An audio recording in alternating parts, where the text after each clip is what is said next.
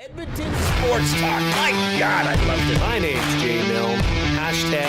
#Blue. Our sports update deliverer, the Coon. I'm Zachary Kubish, and you're up today. You know what, Reid? You might be on to something. All right, here's what's going on in the Nasty Cup.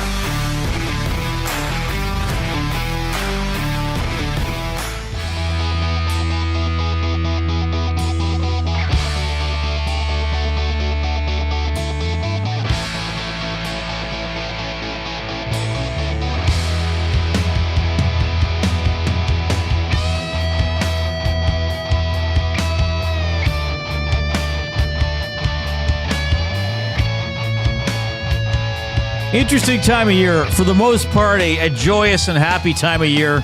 Going through Christmas that involves celebration, family time, gift exchange, good food, good company, merriment for a lot of people. And then we get through the post-Christmas week. Some people still on holidays, which is cool. We were back at work yesterday, which is also cool because we love being here. But it's a time of year where I feel like most people are happy or relaxed, or even if they're maybe a little tired, it's in a good way. I mean, you were saying yesterday, and me too, maybe we could have rested more over the days over Christmas, but we were doing stuff or seeing people or eating or having an extra beer or whatever. So a lot of good things. But I've come to dread the next 3 or 4 days starting today. You know why? Because there's a question I don't want to be asked. What do you think it is? I won't make fun of you if you're wrong. You've got to know me a little bit. Like, how was Christmas? Close. It's looking ahead more. Oh, New Year's resolution. Yeah, what's your New Year's resolution? God. Don't ask me that. Yeah, screw off. No, luckily, no one at the office here has done that. Yeah. Thankfully. No one here at the office has done that. But I know at some point, somebody's going to be like, so, Reid, what's your New Year's resolution? Right. And I'm going to have to be like, to put up with idiotic questions better or something like that. Like, don't ask me that.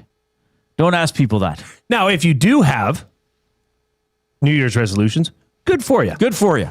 Good on you. Yeah. Good for you. Good on you. Good on you. Good on for you. For you? For being you.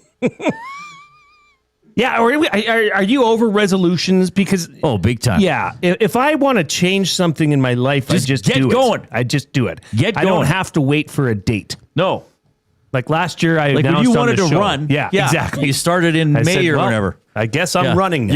You didn't think of it in May and be like, oh, wait, I won't commit to it until January 1st, 2026. Right. I have to make a resolution. Yeah, you didn't say, oh, I'll run the 2026 half marathon. You got off your ass and you ran the 2025. Reid, if I need a new shirt, I go get it. Yeah.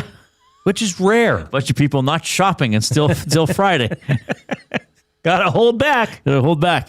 So yeah, I'm not a big New Year's resolution. Now again, if you do them, if they work for you, if you maybe add one every year that you stick to, I get it, I guess.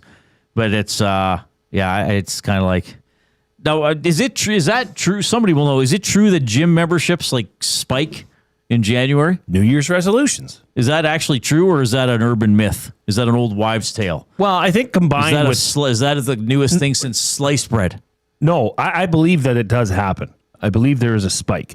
Benny said he was at Planet Fitness the other day and it was crawling. Like there was no machines open. Now, is that New Year's resolutions or is that people who took some days off over Christmas and are now getting in a workout or two? It's probably a bit of both. Right. You can have some come to Jesus moments over Christmas where you say, I got to get my Here's ass some in frankincense. shape. Yeah. Oh, rather some myrrh. But you could say, hey, I've probably partaken in too many creme brulees. Right. So I need to get to the gym. Need to burn them off. Right. So I think it goes hand in hand. But on a serious note, what is your New Year's resolution? I seriously don't have one. Thanks for asking, though, Jay. I seriously don't have one. Yeah, I don't know what it would be. I guess I sort of had one. Is that really a resolution? I mean, 20. So what was last year? To read more. But I could have. But I think that coincided with. Remember, I got that Patrick Stewart book for Christmas. Yes. And I thought, well, what year was that? You've alluded to this. Yeah, I wasn't here at the time. But I thought, okay, I'll read this book and then I'll keep going. So it coincided with that. But it was something I was kind of getting into doing, and it just happened to be around the new year. I think you should make a New Year's resolution. All right. To listen to more Def Leppard. Just pick an easily achievable goal. That would be, you could do that. You could achieve that goal. Yeah, I probably could. Then what? What standard? Than the previous year or the most in my life? You'd have to set a listening I don't have an hour's barometer. I don't have an hour's listen to. I can help you at work. We could make an app maybe. Anyway, I hope you resolve to enjoy the show with us today, because we certainly enjoy bringing it to you. Oilers won yesterday over the Winnipeg Jets. We'll talk a little bit about some of the storylines coming out of that one. Really good performance by Calvin Pickard in net. Oilers host the Boston Bruins tomorrow. Bruins beaten in overtime last night by the Flames. Tomorrow's game is at 7:30 Mountain Time, so that'll be a 6:30 GCL Diesel Oil Stream pregame show with Tom Gazzola, I believe from his remote studio in Ice District. So that'll be fun. I'll be going to that game and doing my Reid's Read on the GCL Diesel postgame show, courtesy of Ewell. So that's what's coming up here today and tomorrow on Edmonton Sports Talk, which, of course, is presented by Play Alberta. Make your bets count for you and everyone else with the Play Alberta app, with hundreds of player prop bets on the biggest leagues, NFL, CFL, NHL, NBA, Major League Baseball, you name it. You're not just playing for fun, you're supporting your province. Play Alberta revenue helps fund Alberta programs and services. Deposit $50 today with promo code EST50 and get an EST exclusive $50 free bet to get started. Now, your play of the day is coming up around 3:40. That's usually the time that we do it. But I want to ask you something else. And remember, I'm asking. Okay. So it's okay to give a detailed answer. Okay. And I'm asking because this was it. This was not week 5. This was not week 8. This was the championship game. Yes. How did your fantasy football final wrap up for you? Oh, it couldn't have went any better. Oh, wow. I was down going into last night. I was down 25 points. I think it's 24 points something, but roughly 25 points. I had Stafford and Bijan Robinson. He still had Puka Nacua. So I thought the only way this happens is if Bijan Robinson goes off. And he's capable of doing that. I've seen the numbers throughout the year. He's capable of putting up 40 or more points. Right. So sure enough, boom, boom. First half touchdowns. One was a 95-yard scamper. And next thing you know, he's got 44 points for me. So even though Nacua scored, right, I still got, like, those points were kind of a wash. So I ended up winning by 11 points. And you have received a financial windfall as a result? Oh, yeah. And I get my name on the championship trophy for the third time winner. Out of how many years have you been in this league? Oh, this league has been going on for 15 or 16 years. Okay, so not bad. And it is this friends, former Golden Bears? Friends, former teammates. Any relatives in it? No. How many guys are in it? 14. And is it a keeper league? Oh, yeah. How many guys do you keep? You can keep up to 3. And there's no limit as to how long you can have them? Oh, there is. Yes, there's penalties. So you get a 3-round penalty. If I want to keep a guy that I drafted last year, and I drafted him in the 8th round, yeah, he costs me my 5th round pick. Oh, wow. Yeah. I've never heard of that before. Yeah, so essentially you can't keep anybody that's drafted in the first 4 rounds, essentially. Oh, wow. Yeah. Which is good. It just repopulates so the pool. You don't have to keep anybody. No.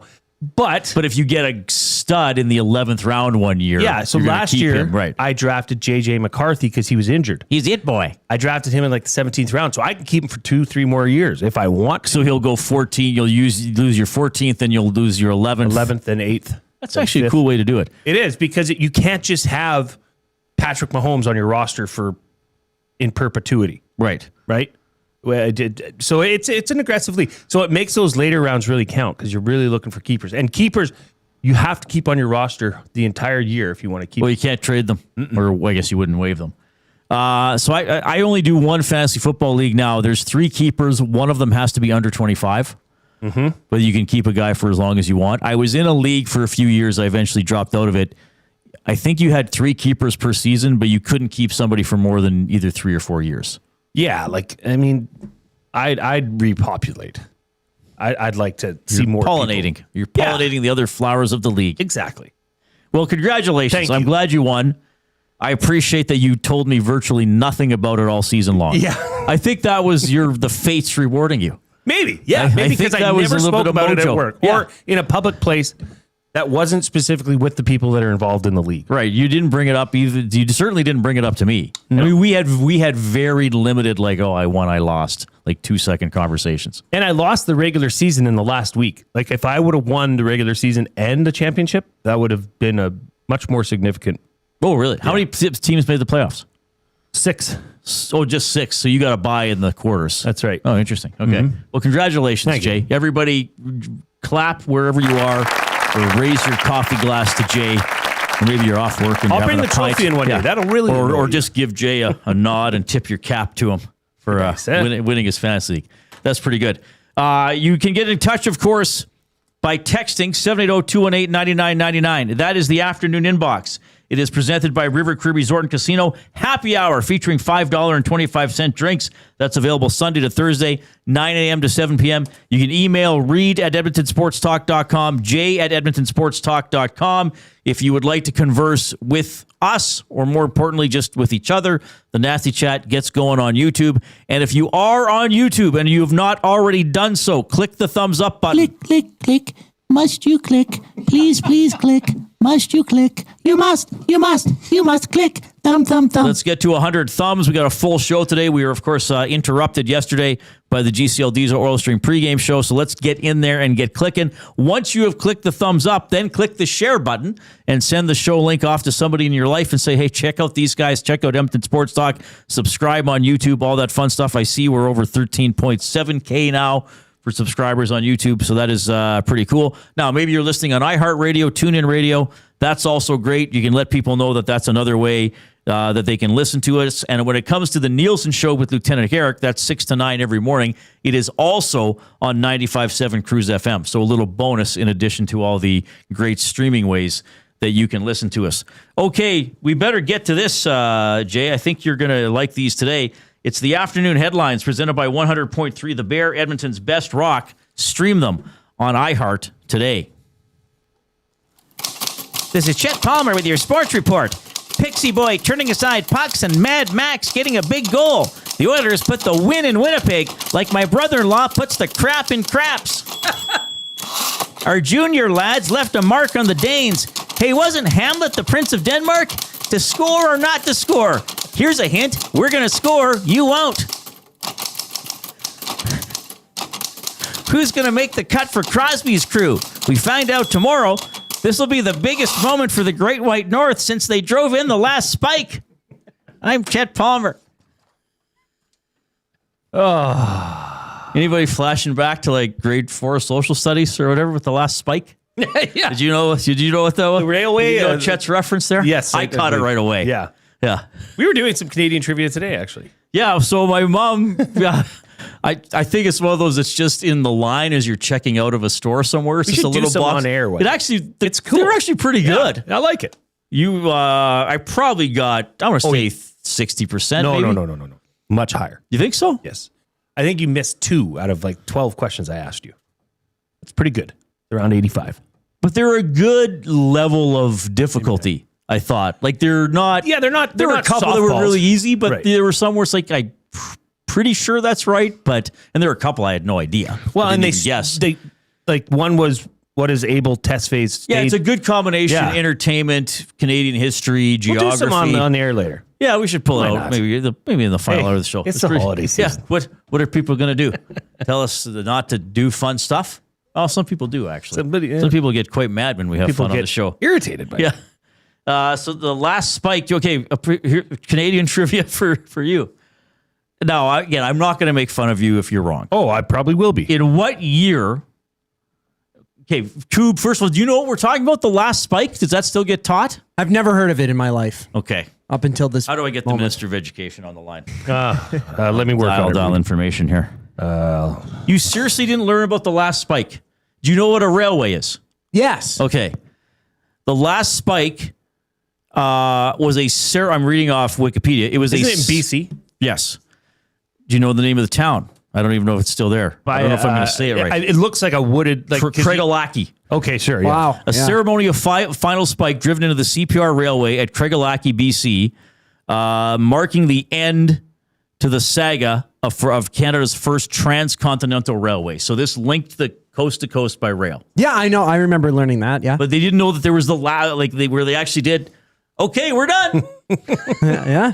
I believe it sounded like wrapped this. it up. Ting. That was it. And that was the last one. Yeah. All right. So here's the impromptu quiz for Jay. In what year was the last spike driven?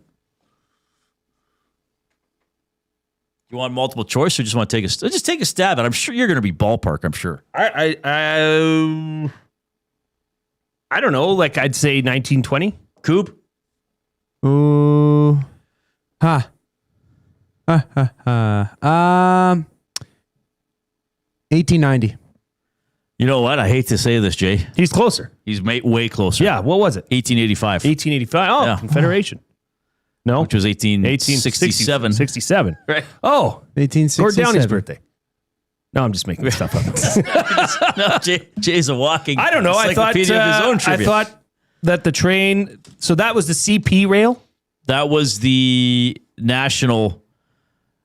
Sorry, what was it Canadian. called? Is that Canadian Yeah, Pacific? CPR, Canadian Pacific. Yeah. So that is the last spike. So Chet Palmer saying that the naming of the Olympic team tomorrow is going to be Canada's biggest moment since the driving of the last spike. Well, it's going to be big. There'll be more people covering it. Like I'm sure the last spike Reid, was there'll be one guy sketching it. What a lot more people talking. Actually, about there it, is a too. photo of it. Apparently, there is a photo of it. Of the last spike. Well, that's it right there. But he probably had to, because everybody probably had to stand still for 5 seconds for the old cameras, right? I don't think this was taken on a cell phone. he's got a selfie. The guy's like holding up his phone and driving the spike in with the other hand. We should do. You know how we talk about doing shows on remote Yes, we locations? should do it We from should do the a show last from spike. the last spike. Oh, okay.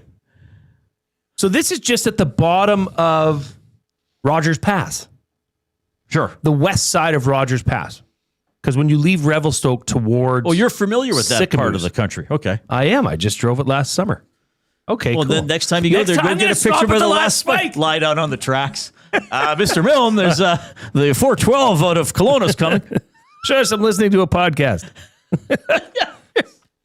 All right, so that was Chet Palmer with the afternoon headlines for 100.3 The Bear. Chet, are you in tomorrow? Yes, okay. He's in tomorrow as well for... he seems to always take the same days off I take often. Huh. It's weird. So we're going to talk about the Oilers' win last night. Great game for Pickard. Good for Max Jones and Curtis Lazar, I think, to be involved in that goal. We'll play some comments from Max Jones. We'll hear from Knoblauch as well. Some storylines that Jay and I want to dive into. Shawn Belle's on at 4 today. At 4:20 until about 5 or however long it takes. Maybe we'll be doing it till 8 o'clock. Jay and I and the Coob, and we have some lists from our colleagues as well, are going to give our Olympic rosters if we pick the team.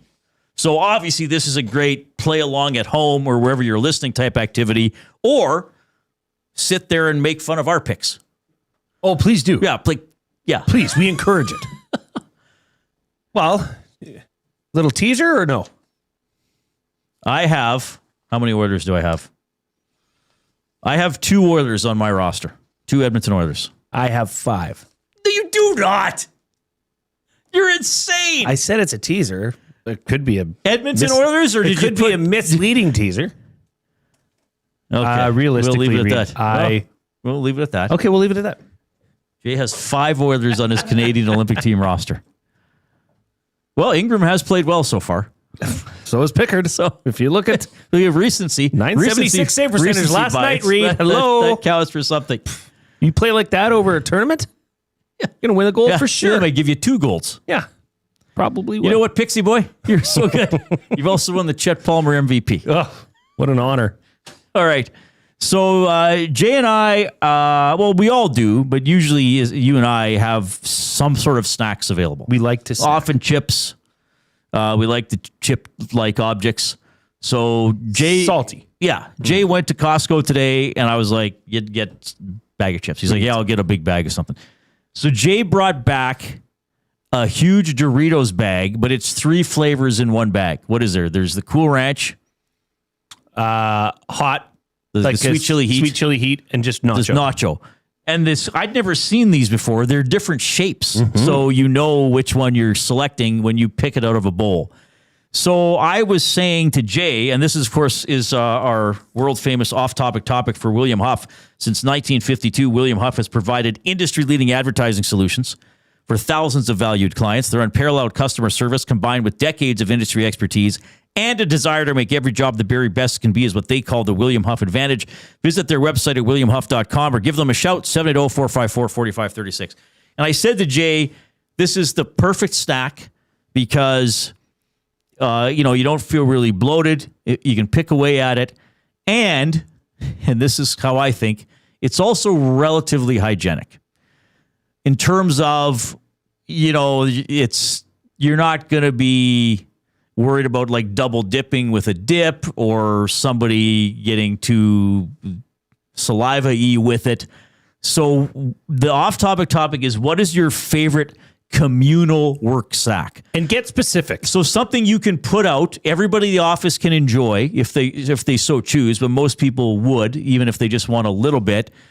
And so the reason why we said work snack is because I am factoring the hygiene into this, right? Like if it's something really small, like I don't think a bowl of Smarties is good, because when you eat Smarties, you need a spoon. You right. Unless there's a spoon. If you grab Smarties, well, you're probably touching a lot of Smarties that you don't wind up eating. Maybe you have to get a finger or two right in your mouth to eat it. And then if somebody doesn't think and grab for more, they're getting their saliva in the bowl. Whereas a chip, you can kind of pick out a chip or carefully grab a handful. You're not touching other things that people are going to eat. Correct. So that's, ice cream, okay, but that can get a little sloppy and everybody needs a bowl. So I personally, maybe better if somebody brought in a bunch of cones. And then I was even saying to Jay, like, a chocolate bar wouldn't be good. So I pull out a Mars bar. You have. We have But shared. you've cut it. We've shared. You've Most cut it. people probably wouldn't. Right. If But you we're best bring friends. if you bring an average size chocolate bar for yourself, like if you open a bag of chips, especially if it's a bigger bag, and someone says, "Can I have some?" You'd probably say, "Well, yeah, that's why I brought a big bag." Yes. If I pull a Mars bar out of my drawer and I open it up and I take a bite and somebody says, "Can I have some?" You'd be like, "Well, first of all, it's a 5-bite, 4-bite chocolate bar. Yeah. I've already had a bite. You want me to like try to, It'd be better if they said, "Can I have a bite?" Yeah, well, yeah. You'd be like, "Well, just take it." Yeah, just eat from the other end, I guess. Savage. Or, yeah. So your favorite communal work snack? I got one. Meat and cheese platter. Oh, it's not a bad idea. Right? Yeah. You can take the toothpick and grab your cheese. You can grab your cracker. You can compile your own little deli treat. Have as much or as little as you want. Yeah. And I love a meat and cheese platter. That's a good one. That's not bad. So our off-topic But topic. get specific. Yeah, and tell us, if I know some people might be at work, they might not have time, but if you have time to add a sentence or two why it works, or you could have a disaster story about this as well. Good. But your favorite communal work snack. Evan Bouchard apparently in the nasty chat. I like my chances of getting on Jay's list. Interesting. Duck Dad says, I wonder if they could do 40 more minutes on the last spike. Probably not. We wouldn't be historically accurate. We could. We could probably do. I wonder. I remember when I was at the last spike. It was quite an occasion. I put on my finest top hat. It was actually the second book I ever bound, a collection of photos of the last spike. Of course, it took them 5 years to get developed and sent to me. At that time, I was living in Fort Edmonton, not my place near Southgate, where you met me first, Mr. Jason Milne. Anyway. Southgate. Wasn't it Southgate where you met the bookbinder? No. Southside. Southside. Yeah. Right. Okay.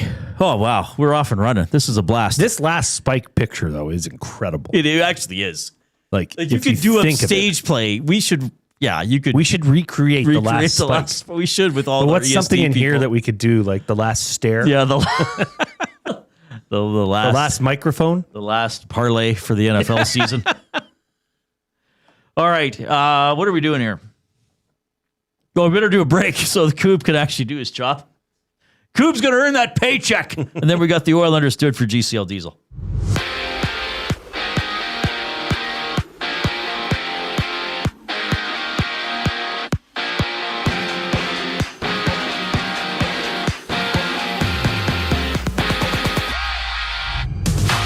handful of games in the NHL tonight. The injured Leafs battle the Devils. No Chris Tanev, Dakota Joshua, or William Nylander for Toronto, with Austin Matthews as a game-time decision. And around the league, it's Vancouver and Philly dancing as the Habs and Cats go at it. From Calgary, the Flames have inked Devin Cooley to a 2-year extension worth $2.7 million total. WHL action, it's the Oil Kings playing their final game of 2025, battling the Hurricanes on the road at 7 o'clock. Elsewhere, after 20 minutes of action, Denmark trails Latvia 1-0 at the World Juniors. And in NFL news, Trayvon Diggs has been released by the Cowboys. On the court, Denver's Nikola Jokic is out at least 4 weeks after hyperextending his knee in yesterday's game against Miami. He was injured near the end of the second quarter and did not return to finish the contest. There's 4 games around the association tonight. The Clippers and Kings tip off. The Celtics meet the Jazz, while the 76ers and Grizzlies butt heads. More with Reid and Jay following the break. I'm Zachary Kubish, keeping you up to date. 2 guys and a goalie. They have 7 defensemen from last time. Say Parayko or Harley are out, and Schaefer could be there for the experience, and he's going to be on the next Olympic team, and Bush can be there. If something happens to Makar, you slide Bush in. I'm okay with it. No, I'm still kind of surprised he's even in that conversation now at this point. But I think the only reason that he would be if Makar gets hurt. 2 guys and a goalie, presented by GS Construction. Tuesday and Thursday afternoons at noon, only on Edmonton Sports Talk, your clear choice for Edmonton sports. We have what you're looking for. GD Liquidators is Edmonton's one-stop shop for new and used warehouse, office, and industrial items since 1987. You'll find what you want when you want it. Give us a call, visit us in-store, or check out the monthly auctions at gdliquidators.com. 100% Canadian-owned and operated. We have what you are looking for. GD Liquidators. UFC 324 is live Saturday, January 24th at the Canadian Brewhouse. With TVs at every turn, ice-cold drinks, and non-stop action, you won't miss a second of the fight. UFC 324, live at the Canadian Brewhouse. Our house is your house. GCL Diesel has been serving oil country since 1972. From diesel cars to SUVs to pickups. From farm tractors to school buses to a big rig. From diesel generators to forklifts, GCL can test, troubleshoot, and repair all diesel fuel system components. Whether it's injectors, pumps, turbos, filters, or additive, GCL has the parts you need to keep your diesel running the way it should. For genuine diesel parts at wholesale prices, visit GCL Diesel in the West End or online at gcldiesel.com. GCL Diesel. Diesel understood. Hockey is heating up, and so is the excitement on Play Alberta. With casino winners every hour, jackpots worth millions, and revenue that stays in the province, there's never been a better time to sign up. Right now, our listeners can score a $50 free bet when they make a minimum $50 deposit with code EST50. That's code EST50 for a $50 free bet. Start playing with your game sense today to find out if you're Alberta's next winner. Must be 18 plus to play. If you gamble, please use your game sense. From our Sentinel Storage family to yours, wishing you and those you love a wonderful holiday season. A new year filled with an abundance of great health, much laughter, successes that make you smile and delight, and to be surrounded by people and places that make you the happiest.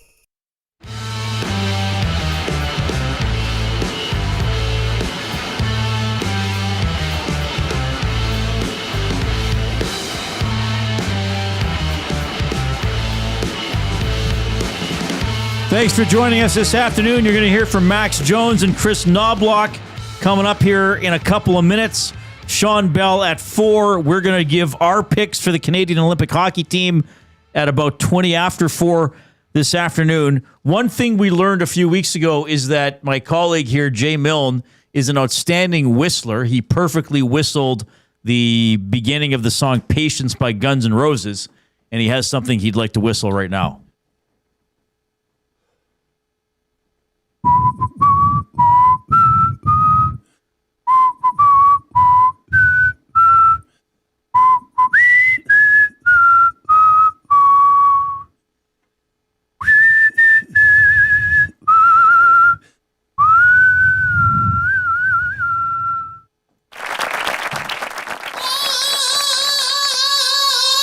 Now, who was that directed to? Miss Bezzozu.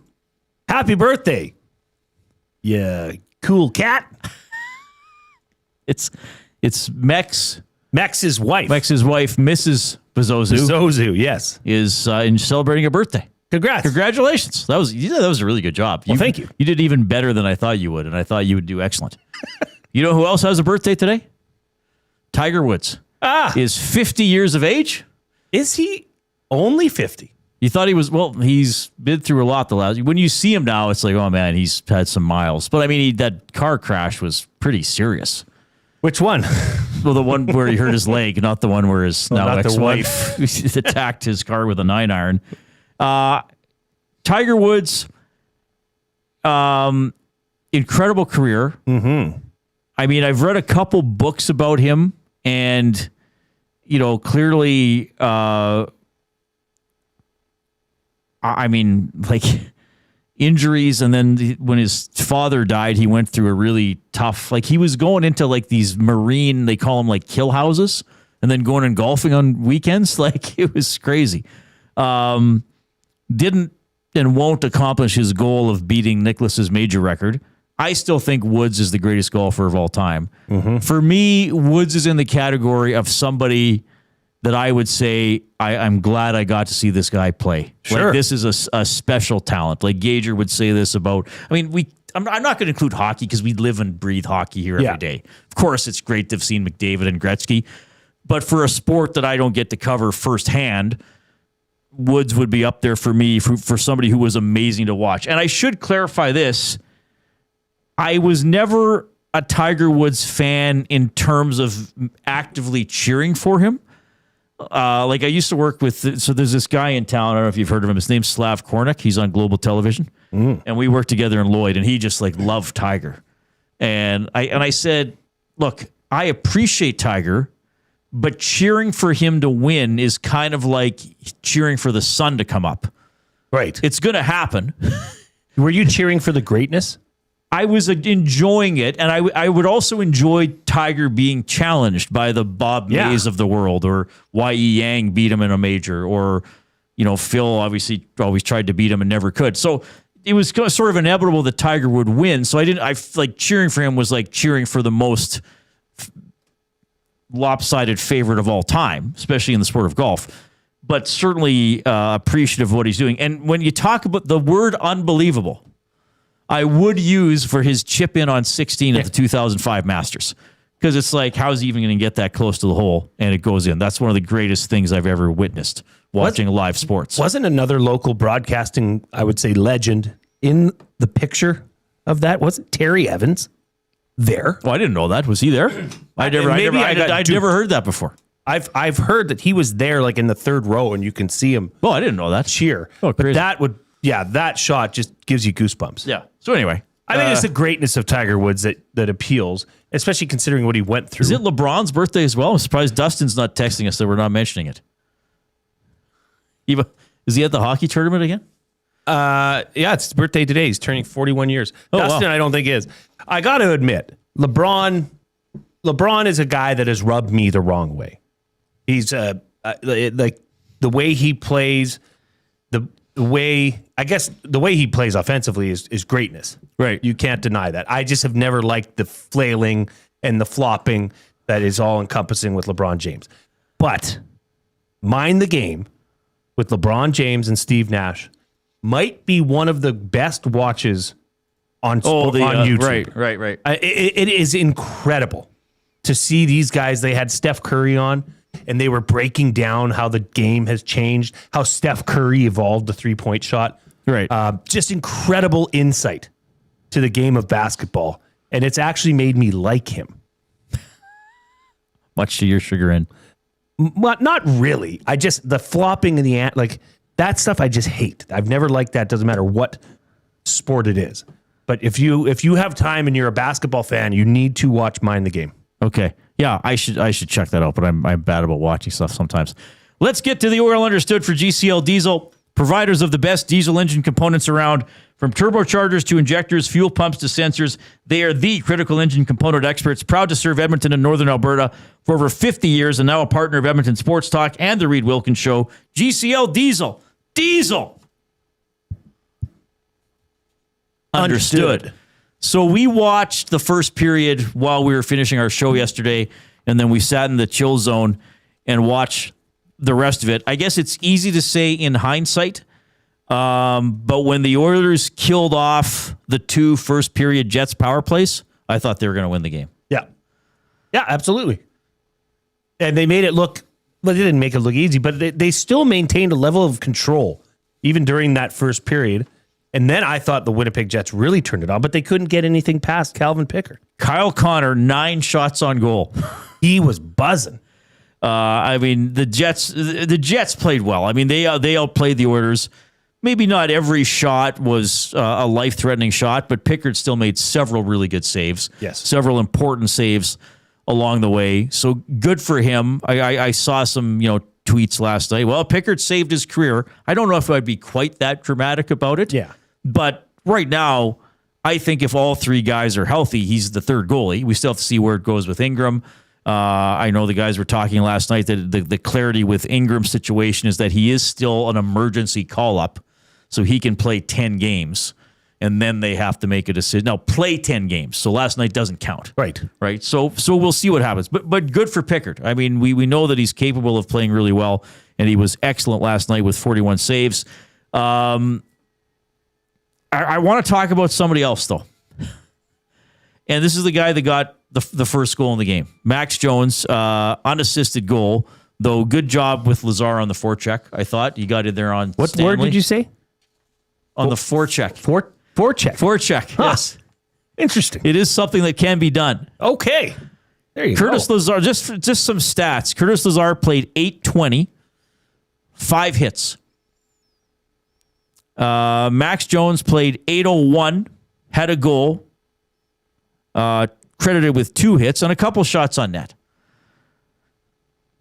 I will take that from that line. Trent Frederick was also on that line, played 855. He got credited with a shot and a couple of hits. So, sorry, did I mix up the lines? Lazar. Anyway, doesn't matter. The bottom 6. The bottom 6. The lines 3 and 4.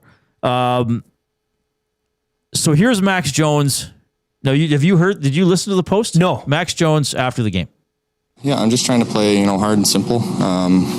Obviously right now I'm more upset about, the D zone turnover there and trying to make something happen. But outside of that, mistakes are going to happen, so I can't worry about it too much.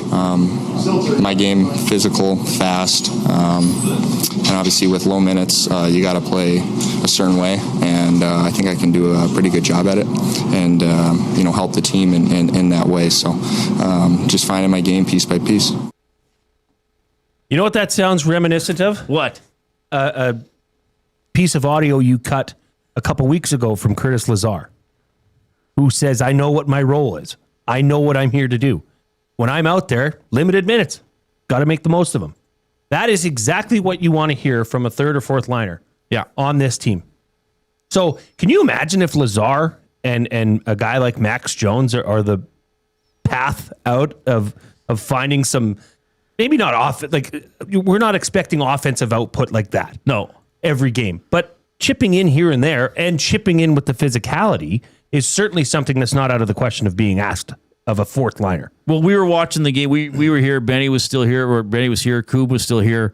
When Lazar got into that scrum with Shen. Like he's grinning Laughing. the entire time. And when he was on the Oil Kings, I used to call him the smiling assassin. Love it. It's like, hey, everybody, look, I'm being a jerk. Yeah, it's funny, isn't it? Yeah. What are you going to do about it? Like, that was incredible. Yeah. And then he forechecks, helps the goal be scored. And I mean, Jones. Yeah, I'm just trying to play, hard and simple. Hard and simple. Now, and here's the other thing. And I know a lot of time with this team, ice time gets brought up. Why does Leon and Connor, no, they didn't have to last night. Connor played 1943. Leon played 21-18. So it was a little different last night. There weren't a lot of power plays. Oilers only had 1 power play. Like, there's a lot of it. Like, well, why does Connor play 24? Why can't he play 22 and Max Jones can play 12 instead of 9 or whatever? But I honestly think Max Jones is playing to stay in the NHL. He's not playing to try to get on the second line and play 16 minutes. Right. He understands he's probably going to have a single digit in minutes when it comes to ice time. Maybe some days he might get to 10. Like, he's saying, I know I'm going to play limited minutes. He's not saying, well, if I score, well, now Curtis and I, we're going to get up there on Leon's line. Yeah. Like I'm not saying athletes are complacent, but I do think, especially guys who are like Curtis or Jones, like, Curtis is deeper into his career. Like, he knows who he is. Yeah. He doesn't think if he scores next game, he's walking in for practice and it's like Hyman, McDavid, Lazar. Like, he knows that's what it is. They know I'm not going to play a lot, so I better make an impact.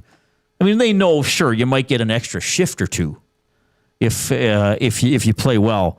So I do think it's an important mentality, and I don't think it's a complacent mentality. I don't think it's a guy who's saying, well, I'm fine not playing a lot. They're fine not playing a lot and pushing themselves to contribute in that time. They're not saying, well, what am I supposed to do in 8 minutes? See, that's the conversation that we get into sometimes. And I get it. It's an interesting one. Mangiapane. Well, Mangiapane never scores. And then other people say, well, how do you score when you only play 9 minutes? Well, it's actually possible. Yeah.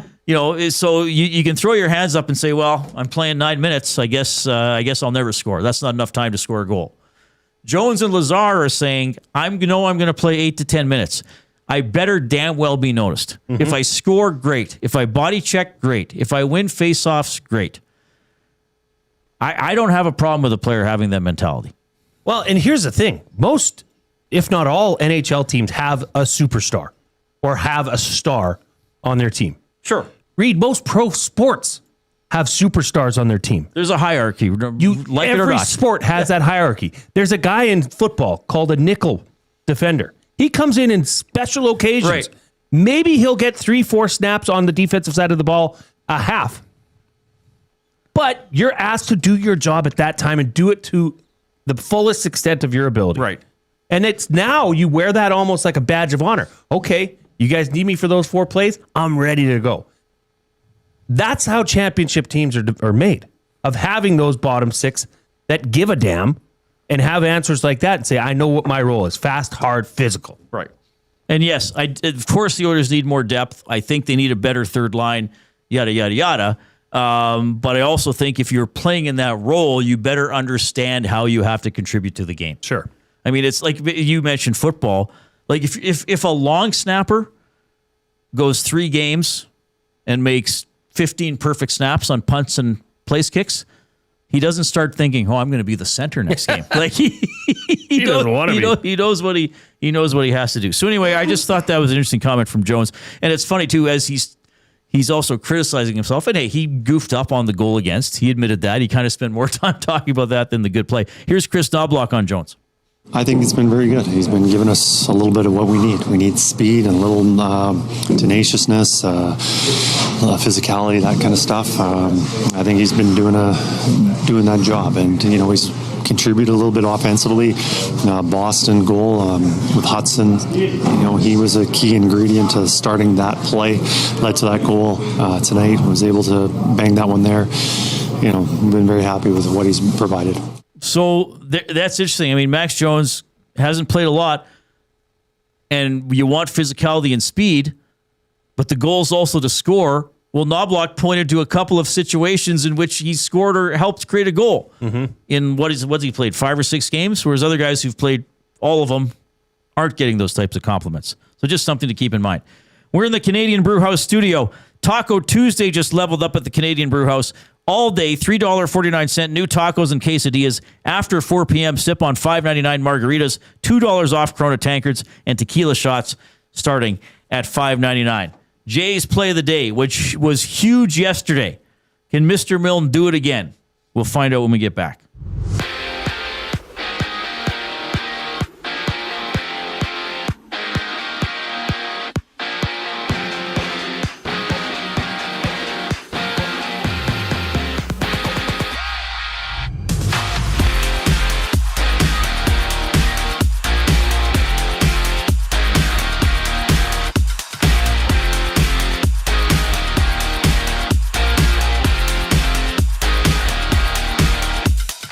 5 games in the NHL today. The Leafs will play without William Nylander, Dakota Joshua, Chris Tanev against the Devils. Joshua battling an upper body ailment. His captain, Austin Matthews, is a game-time decision with Nylander and Matthews both fighting lower body injuries. Meanwhile, the Habs and Panthers match up. The Flyers and Canucks duke it out while the Canes and Penguins drop the puck. And down the QE2, Devin Cooley has signed a 2-year extension with the Flames worth a total of $2.7 million. WHL action, it's the Oil Kings playing their final game of 2025, battling the Hurricanes on the road at 7 o'clock. And in the NFL, the Cowboys have released Trayvon Diggs. The 27-year-old will become a free agent if he passes through waivers. NBA news, Nikola Jokic will miss a month after hyperextending his left knee last night against the Heat, limping off the court at halftime. Jokic did not return to finish the contest. In today's schedule, there's 4 games with the Lakers and Pistons throwing down at 8:30. This sports update is brought to you by Paramount. Advantage Sports Medicine. Connor McDavid's got a team of specialists, and you've got a bag of frozen peas. Get the same locker room approach that's trusted by the best in the game. Call them at 780-460-9977 or visit their website at advantagesportmed.ca to book an appointment. Today, Jay's Play of the Day for Play Alberta. Up next here on the Reid Wilkins Show. I'm Zachary Kubish, keeping you up to date. The Oil Stream. Where would you rank him right now, all-time European player? Leon Draisaitl? Yeah, top 10? Yes. Well, okay, Yager's got to be up there. Obviously, Ovechkin. Would you put Peter Stastny? Lidstrom, definitely. Solani is another one. Yari Curry. Malkin. So you're saying top, like, from 6 to 10? The Oil Stream, presented by Boston Pizza. Monday, Wednesday, and Friday afternoons at noon. Only on Edmonton Sports Talk. Your clear choice for Edmonton sports.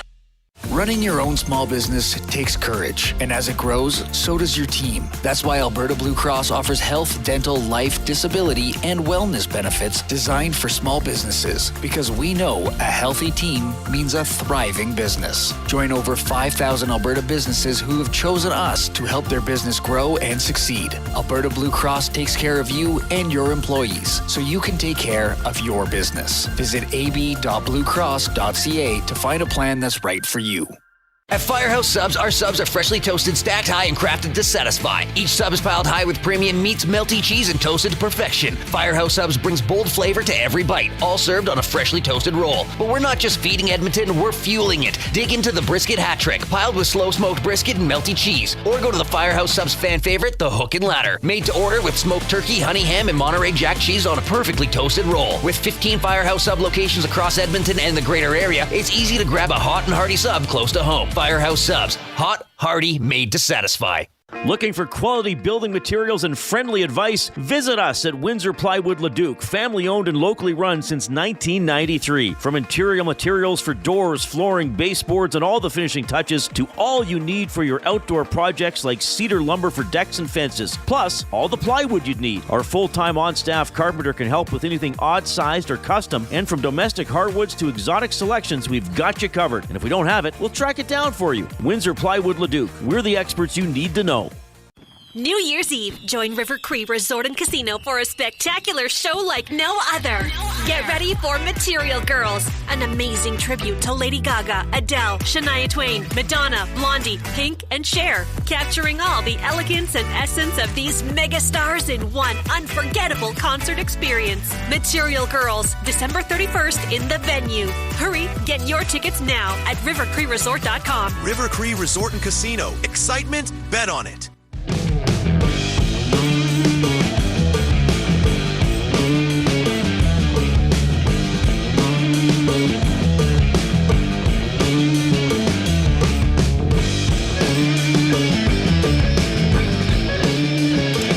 Welcome back to the Reid Wilkins Show here on Edmonton Sports Talk.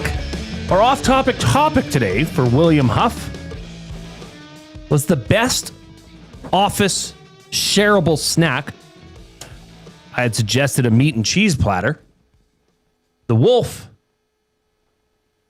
in the afternoon inbox presented by River Cree Resort and Casino. Owie! The Wolf says, at the Wolf's house, I always keep my snack bowls topped up in case friends are in the neighborhood. Oh, nice. One bowl has a variety of individually wrapped snacks. And the second bowl are belly beans. Great snacks. Belly beans or jelly beans? Belly beans. What's a belly bean? Aren't those the ones that are weird flavors? Oh, okay. Like pina colada. So for a work situation, the individually wrapped snacks, I think, would be better than jelly beans.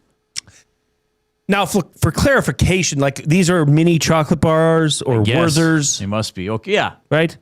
That's a good idea. That's not bad. And that'd be great for work.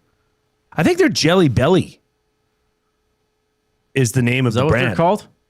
Have you seen the ones that have like awful tastes mixed in? I have not seen that. Yeah, the game. I've never. I would never do that in my life. You couldn't pay me enough. Right, you'd spin a little wheel like you're playing Twister or whatever, but it'd land on a certain thing or whatever. Right? I don't like some of them taste like puke. Yeah, it's gross. Like it's gross. What do we do? Raccoon vomit. Yeah, yeah. There's some weird ones. Socks. Raccoon vomit. Toothpaste. Toothpaste. Bad ones. Toothpaste you could get. So they're the little jelly beans, but they're not gourmet. They're mocking the gourmet way of distributing the. Well, they're hidden in there. Well, they're hidden amongst the nice stuff. They're amongst the nice ones. Oh, yeah, wow. they look the exact same. It's not until it's called Bean Boozled. Yeah, that would be a fun EST video. That's alarming. Actually. Oh yeah. Well, go ahead, Coob. Oh, I'll do it. Yeah, Hey, you I've pick done that it. one, Coob. Hey, I've been Bean Boozled. Okay, you can't. And Bean what bean did you get? What did you eat? All of them. But you might get a good bean. Yeah, actually, there's like coffee, and then there's like mud, or something. Like there's. I have no idea why you would subject yourself to that. Yeah, I mean, for a fun time. Is that a fun time? No. I'm sorry. Well, that sounds like a kids terrible these days time. have a different idea of pomegranate fun. or Old Bandage. Yes. And Jelly Belly is a brand of jelly bean. Yeah. So the off-topic topic for William Huff, what is your favorite communal work snack in terms of tastiness, something for everybody, and hygiene and cleanliness? I don't know about this one. This is from Sean Z. My favorite work snack was when I worked with a bunch of guys from Fiji, and I don't know what it was, but basically it was a hot dog stew. I don't know exactly how to explain it other than it was a whole whack load of hot dog in ketchup-style sauce with onions and peppers. It was amazing. But at the same time, everybody had a fork, and it was in a giant pot. So you just dipped your own fork. Have a ladle, boys. Yeah. Well, maybe the heat would burn some germs off when you put it in. I don't know. Hey. That's a neat story, though. Yeah. Send pictures. Sure. It's Jay, it's play, he's Jay, it's today. It's Jay's play of the day. It's Jay's play of the day. Jay's play of the day. Presented by Play Alberta, you can skip the flight to Vegas because jackpots are just a tap away. Experience all the thrills of the casino right from your phone with Play Alberta. Download the app today. Deposit $50 using the EST exclusive promo code EST Casino for a $50 casino bonus. Okay. This is a future alert. Sorry, I had to do it because... Oh, that's flashback. Sorry. Yeah. Look, the Seahawks and the Niners play this weekend. If the 49ers win, they get the first seed in the NFC. Correct. They get the bye. And they have the opportunity to host at Levi Stadium in Santa Clara through the Super Bowl. Sure. Okay? So I went ahead. I think San Francisco is going to win this weekend. I'm sorry, Reid. Your Seahawks are good, maybe even great. I could be totally wrong. I think they're very good. I think they're good. That Seahawks offense, man. The 49ers. If the 49ers can win this weekend and secure home field advantage and the first round bye, I believe they get Fred Warner back and they're rolling at home. I can see them. I can see a path for the 49ers to win the NFC Championship. All right. At home in Santa Clara. So that's it. San Francisco 49ers to win the NFC Championship. That has been boosted to plus 450. That's it. That's boosted to plus 450. Here's the thing. If they win this weekend, San Francisco that is, that number is cut in half, maybe into 2/3. You will not find this odd. If you want to ride with the 49ers, and I'm doing it, that's kind of the horse I'm hitching my wagon to here.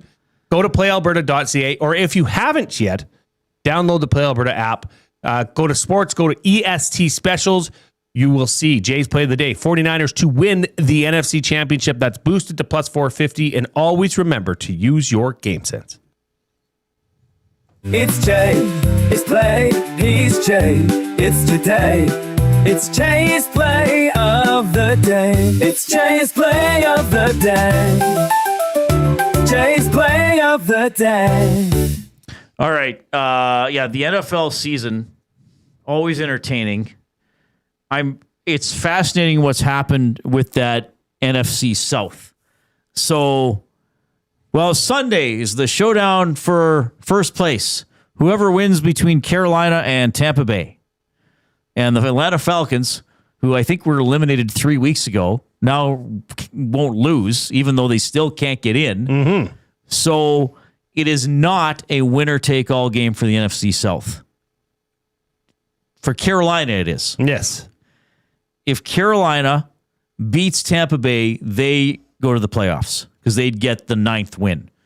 If Tampa Bay wins, Tampa Bay and Carolina would have 8 wins. Tampa Bay has the 2-team tiebreaker against Carolina. So let's say Tampa Bay beats Carolina. Hey, we're the division champs. No, you aren't. They have to wait until Sunday to see how Atlanta does. If Atlanta wins, they're up to 8 and 9. Then it's a 3-way tiebreaker. Carolina owns the 3-way tiebreaker. Oh. So for Tampa Bay to get in, they have to win and have Atlanta lose. And Atlanta plays one of the worst teams in the league. Would you not say the Saints are one of the worst teams in the league? They're down there. They're down there. They've turned it around this season. Now, if Carolina wins, then we don't have to worry about any of this. Right. Yeah, quite a... So what are the meaningful games here, Reid? Well, Steelers-Ravens. Sufsi. Pitt Ball.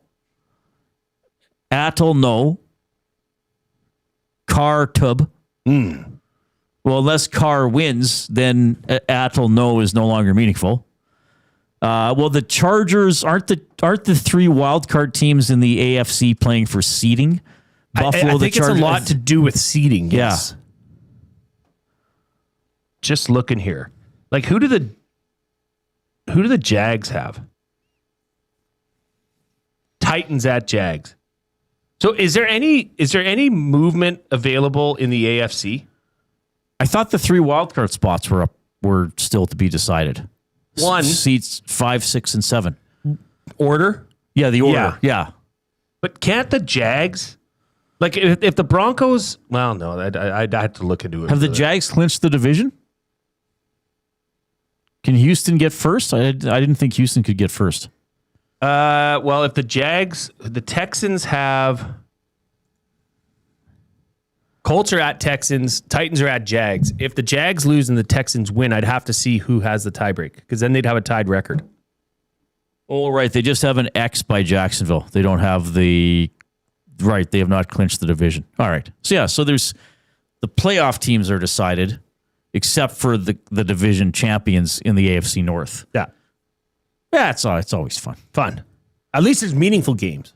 Yeah, it's good. Right? 780-218-9999 is how you can text us. That's the afternoon inbox presented by River Cree Resort and Casino, home of Tap 25 Restaurant, $18.99 prime rib special. That's 7 days a week except show nights from 11:30 in the morning to 11 at night. That's available for dine-in and takeout. That is, of course, River Cree Resort and Casino. All right, in about 20 minutes, we're going to get to our Olympic team picks. Shawn Belle will talk a bit about that, a bit about the Oilers, and a bit about the World Juniors, and who knows what else. He's coming up next.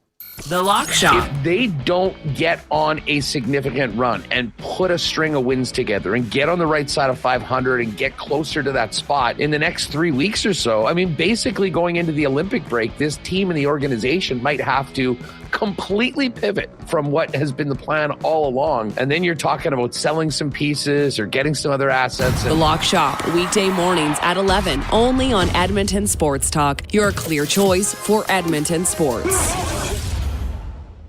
Looking for flooring? Paramount Flooring has it all. Sales, service, and expert installation. With options for every style and budget, open 7 days a week. We've got you covered. Quick delivery and in-stock deals. Plus, EST listeners get 10% off. Visit ParamountFlooring.ca today.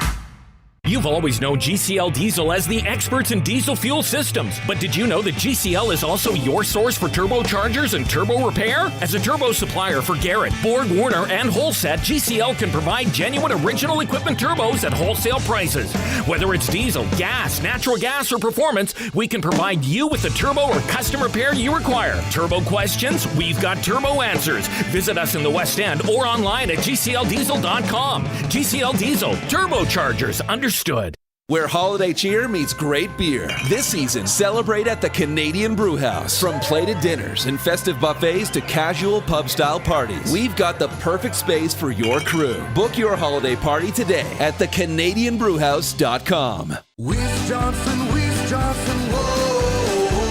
Hi, Dennis from Weiss Johnson here, and we're excited to be partnering up with the Nielsen Show and have a special deal exclusive for Nielsen Show listeners. Get 10% off any new Trane furnace, air conditioner, or heat pump installation from now until the end of October. Bundle a furnace with an AC or heat pump and get 25% off the package price. Get your home comfort now for all seasons with Weiss Johnson and Trane. Trane, it's hard to stop a train. Visit wjsportstalk.com today. You've heard the name, but what does it mean? For over 66 years, William Huff Advertising has supplied signage from screen printing to digital to LED with design, production, and install in-house. It's a one-stop shop for all your signage needs. Edmonton owned and operated, William Huff has been trusted by the biggest companies and teams in the City of Champions and many others across the country to do the job. If you're looking for a way to get the word out about your company or event, they are the answer. Go to www.williamhuff.com. Their results speak for themselves.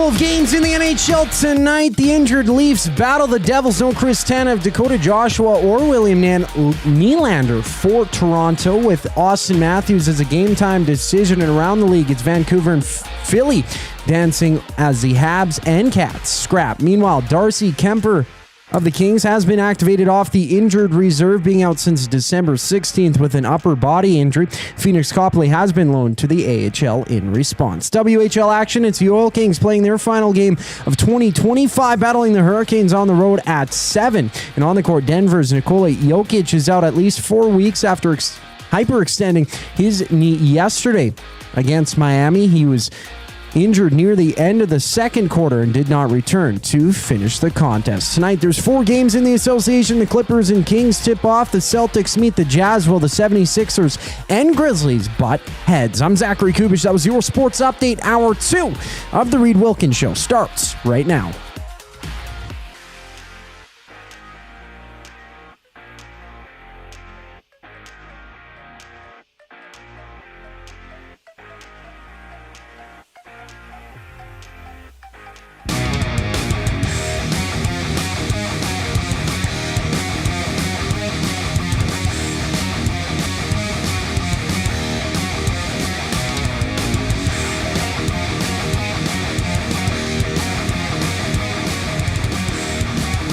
All right, hope you're having a great afternoon. Oilers will play Boston tomorrow. Boston tomorrow at Rogers Place, New Year's Eve. That'll be a 7:30 puck drop. So it's 6:30 here on Edmonton Sports Talk. We will have the GCL Diesel Oil Stream pregame show hosted by our good buddy Tom Gazzola.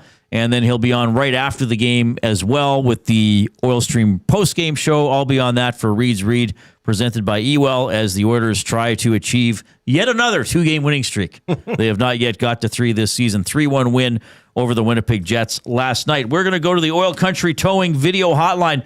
Oil Country Towing, Edmonton's most trusted 24/7 roadside rescue team. Fast, safe, and reliable for over 15 years. Whether it's game day or a snowstorm, we work as hard as your favorite team to get you going. Call 780-986-6088 for all your towing needs.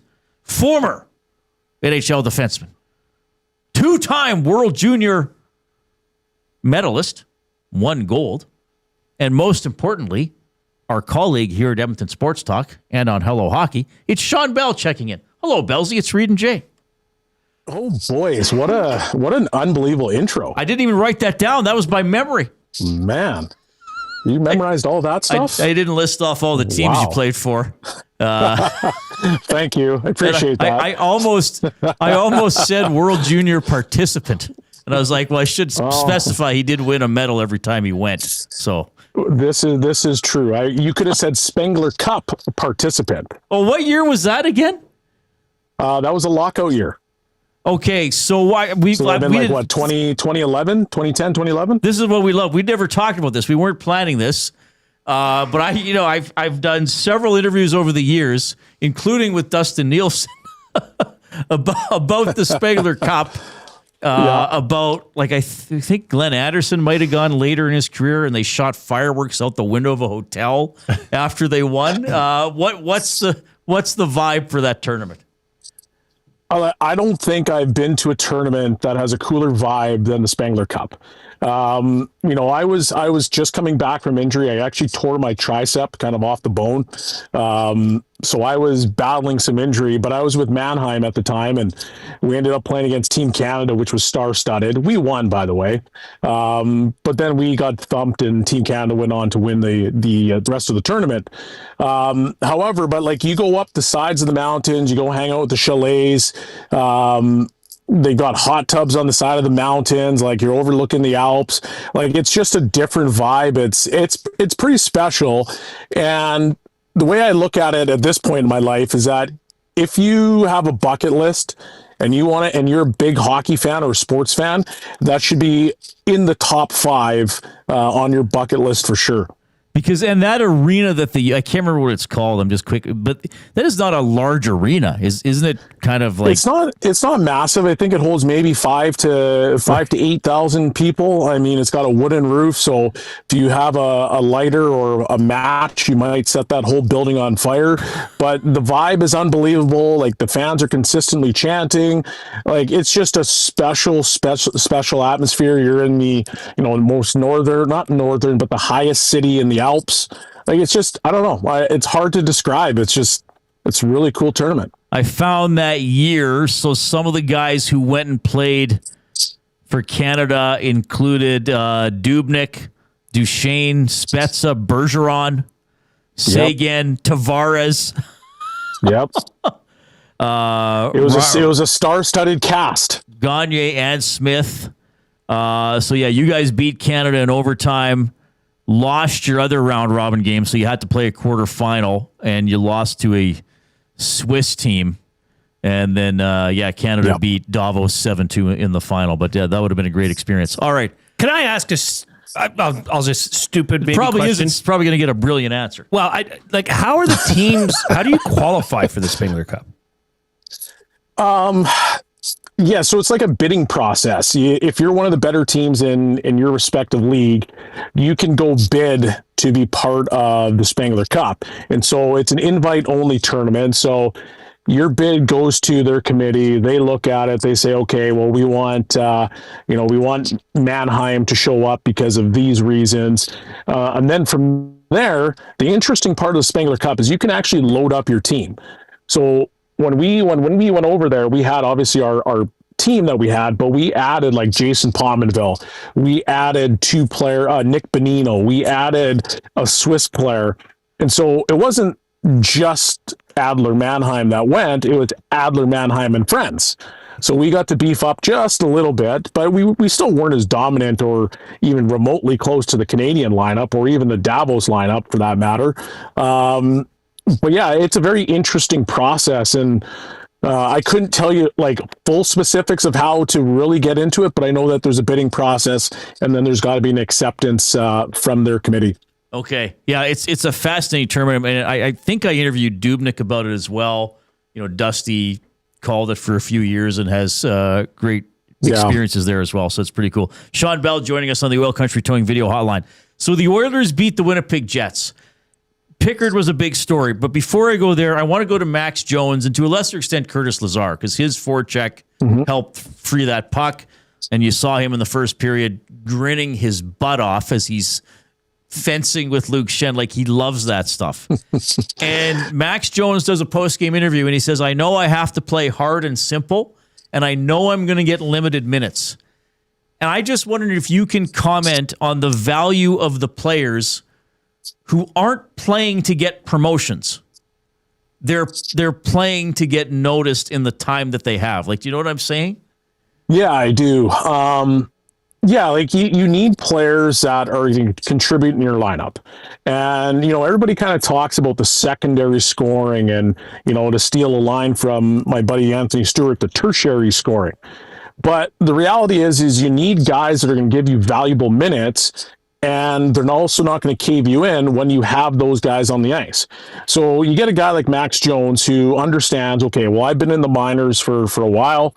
I'm now up, and I've got to make sure that I don't come out of the lineup. Well, what do the Oilers need outside of maybe secondary scoring?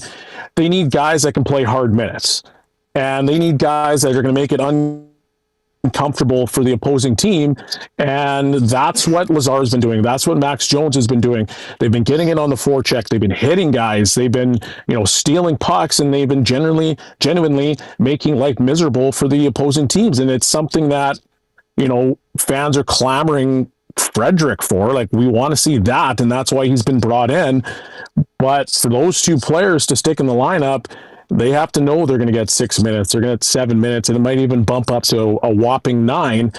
But every single time they get out on the ice, it's got to be valuable minutes, and they can't, they can't turn over pucks, and they can't be hemmed in their own zone the entire time. It's an interesting. I'd say it's interesting to look at it this way and say that the Oilers have a goaltending situation now that isn't negative, right? Think of saying that 2 months ago, and you would have been looked at funny. But in all seriousness, I mean, none of us know the extent of Tristan Jarry's injury and how long that's going to be. We know there is a limit on the amount of games that Ingram can play. I believe 7 more that he can be the starting goaltender for the emergency stuff. The emergency stuff. And then Calvin Pickard goes and puts up a 41 save performance last night in Winnipeg.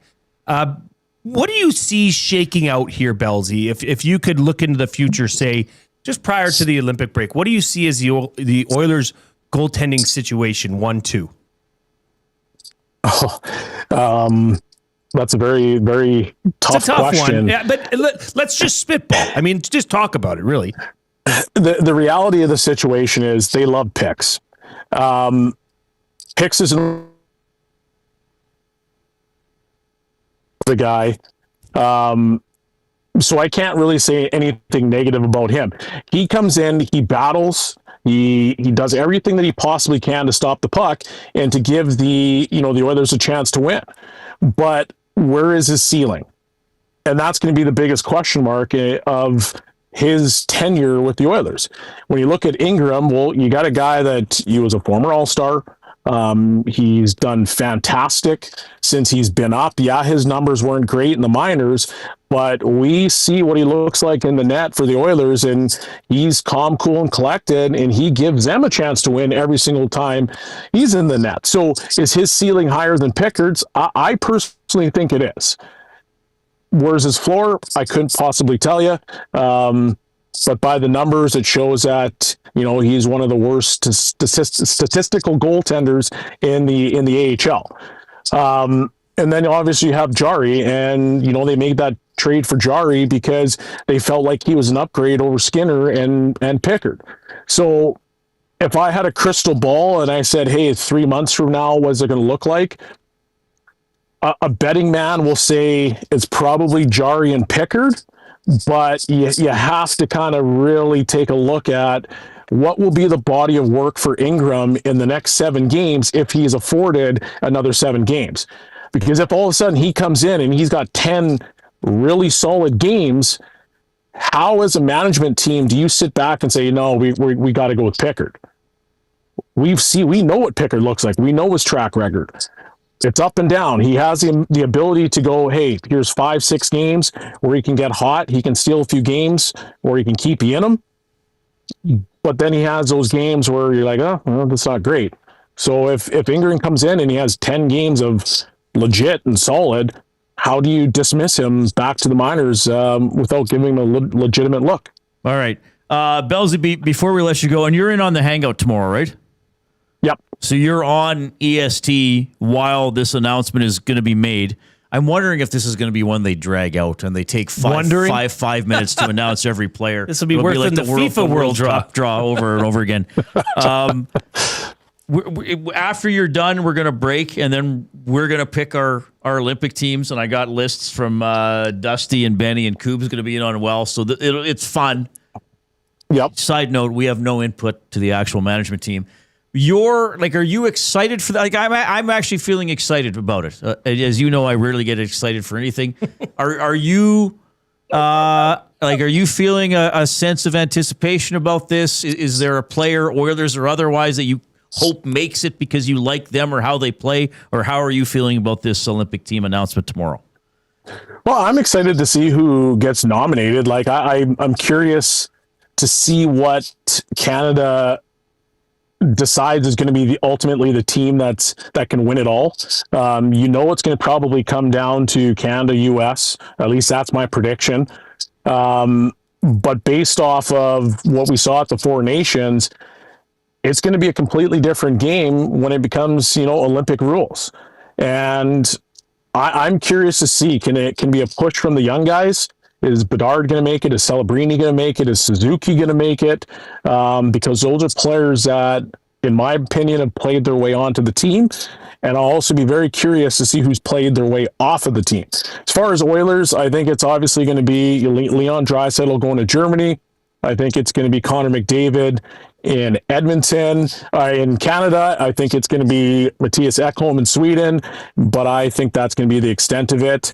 I think the outlier is probably Hyman playing, shotgun to McDavid, but it'll be interesting, and that would be the one thing I'm excited about. But I also love the Olympics, so I look forward to having that break. Well, I look forward to seeing you tomorrow.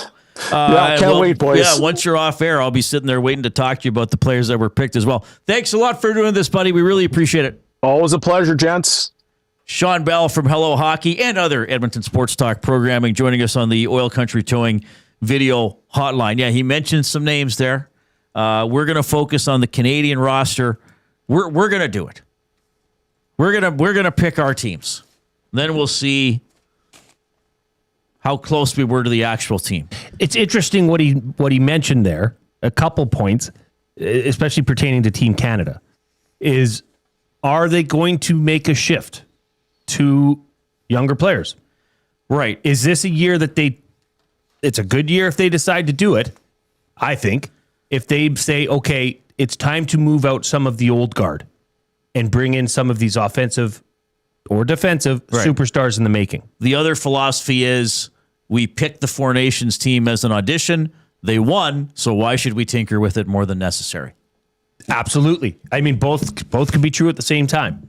I have a little bit of a take on how I would like Team Canada to set up, and I'll tell you why, but we'll get into it after. Sure.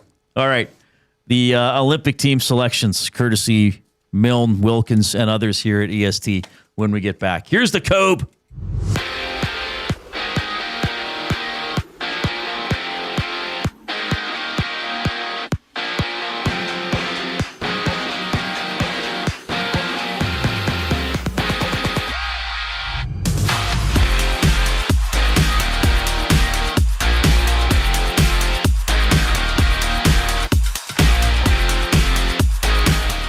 Around the NHL, the Canadiens and Panthers drop the puck. Pittsburgh plays host to Carolina. New Jersey visits Toronto as Philly takes on Vancouver on a 5-game slate. And there's no Dakota Joshua, William Nylander, or Chris Tanev for Toronto tonight. Austin Matthews is also a game-time decision with a lower body injury. In SoCal, the Kings have activated Darcy Kemper off the injured reserve, sending Phoenix Copley back to the AHL in response. Kemper has been out since December 16th with an upper body injury he sustained against the Stars. WHL action, the Oil Kings play their final game of 2025, battling the Hurricanes on the road at 7 o'clock.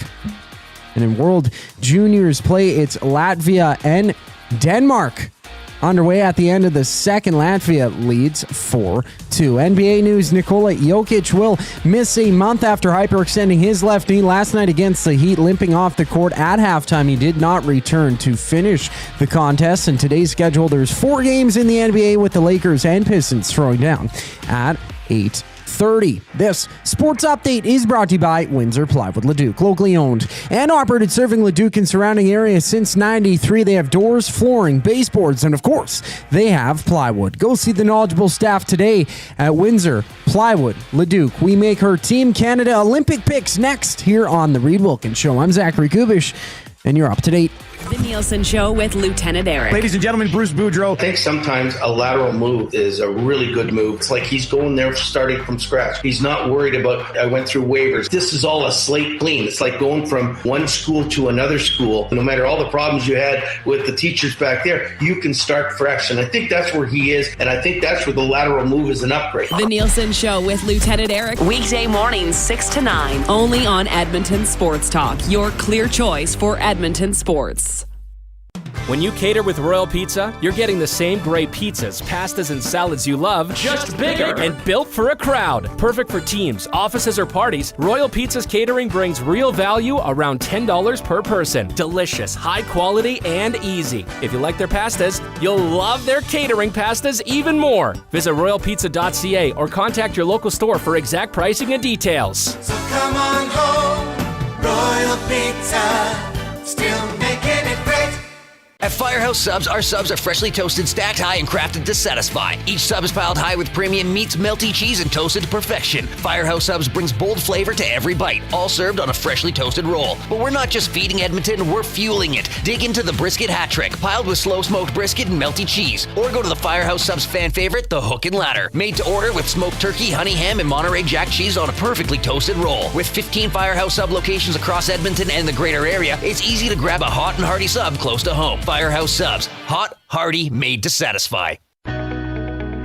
When gambling, set a budget before you play. Stay informed and visit GameSenseAB.ca to learn how. Remember, if you gamble, use your game sense. New Year's Eve, join River Cree Resort and Casino for a spectacular show like no other. Get ready for Material Girls, an amazing tribute to Lady Gaga, Adele, Shania Twain, Madonna, Blondie, Pink, and Cher, capturing all the elegance and essence of these mega stars in one unforgettable concert experience. Material Girls, December 31st in the venue. Hurry, get your tickets now at rivercreeresort.com. River Cree Resort and Casino. Excitement, bet on it.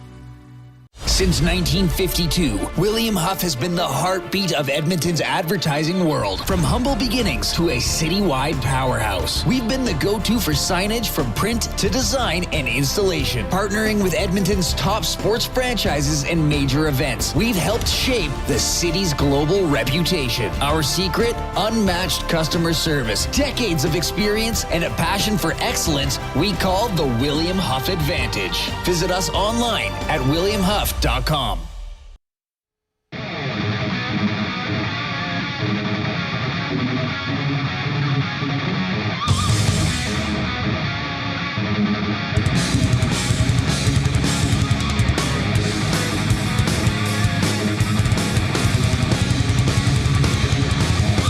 Okay, wait, keep this music playing.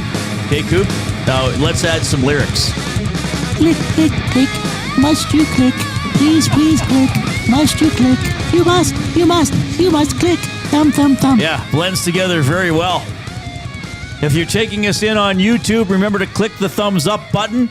If you haven't already, if you have already done so, click the share button and send the show link off to somebody else in your life and encourage them to check us out. I think this next part of the show is going to be a lot of fun, and we certainly encourage your participation, whether you're in the nasty chat on YouTube, whether you would like to email J at EdmontonSportsTalk.com, email me, Reid at EdmontonSportsTalk.com, and of course you can text 780-218-9999.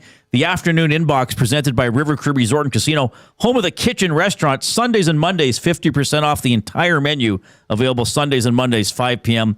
until close. So we are going to give our Olympic team rosters. Now, to be clear, we have respected the pre-picked players. So Canada pre-selected 6 players for the tournament.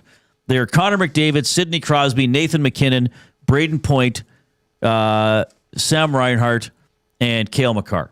Let me just start there. Right. Do you think the Team Canada officials regret naming any of those players? And maybe regret's not the right word. Well, Point's because, not having a great season, but he's still a very good player. He's still a very good player. So, yeah, I don't know if any of those would be a huge source of regret. I don't think it'll end up burning Team Canada. But do you think that this needs to stop? Like, why? What is the point of pre-naming? Well, I absolutely I zero think just sense. to keep it in the news, just to keep it going and be able to market it a little bit and stuff like that. You could name your captains, but they haven't named the cap. Will Crosby be the captain? He better be. Well, McDavid was on After Hours and he was like, he should still be the captain. Oh, and yeah, I don't think it needs to be passed over yet. No. So McDavid, Crosby, McKinnon, Point, Reinhart, and Makar. Braden Point. Where is he again? I've just got all my Canadian players open. Braden Point is tied for 57th in scoring amongst Canadian players.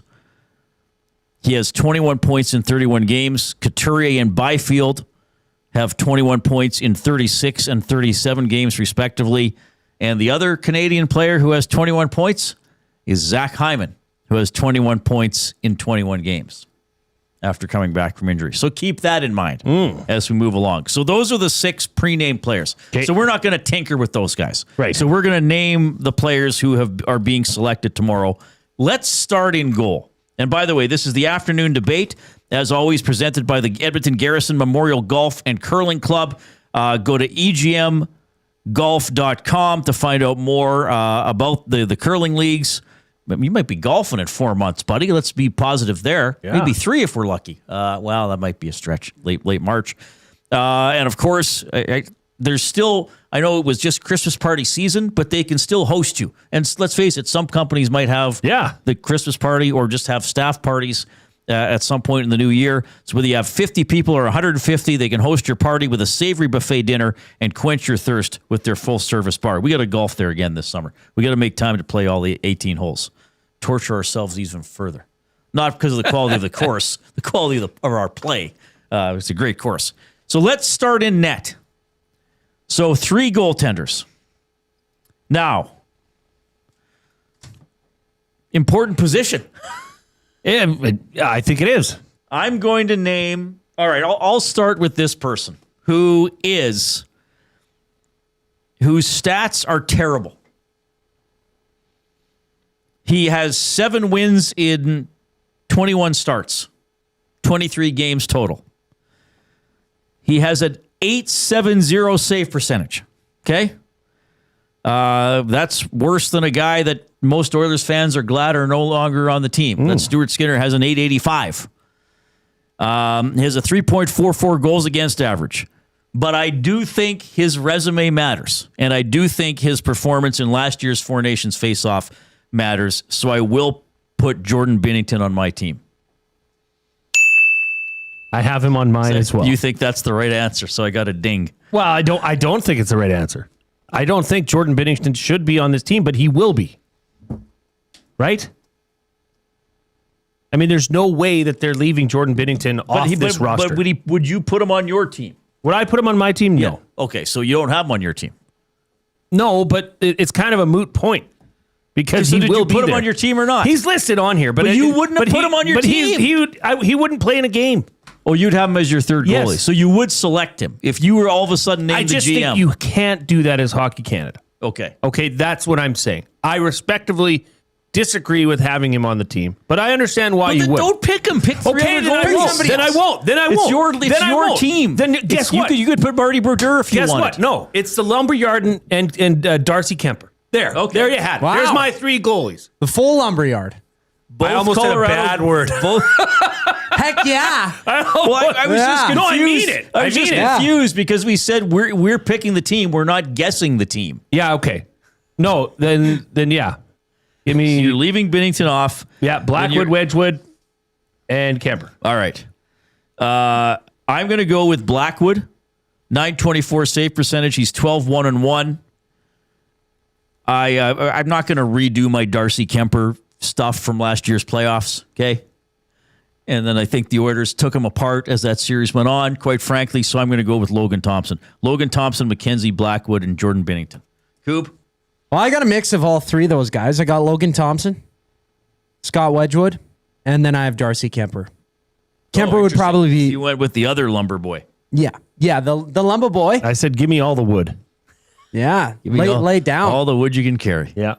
Yeah, lay down the wood. Yeah, I got Kemper as my third, though. I'd probably start Thompson and then have Wedgwood as a second, or when there's a back-to-back. Okay, now, I think they'll pick Binnington and still start him in the first game.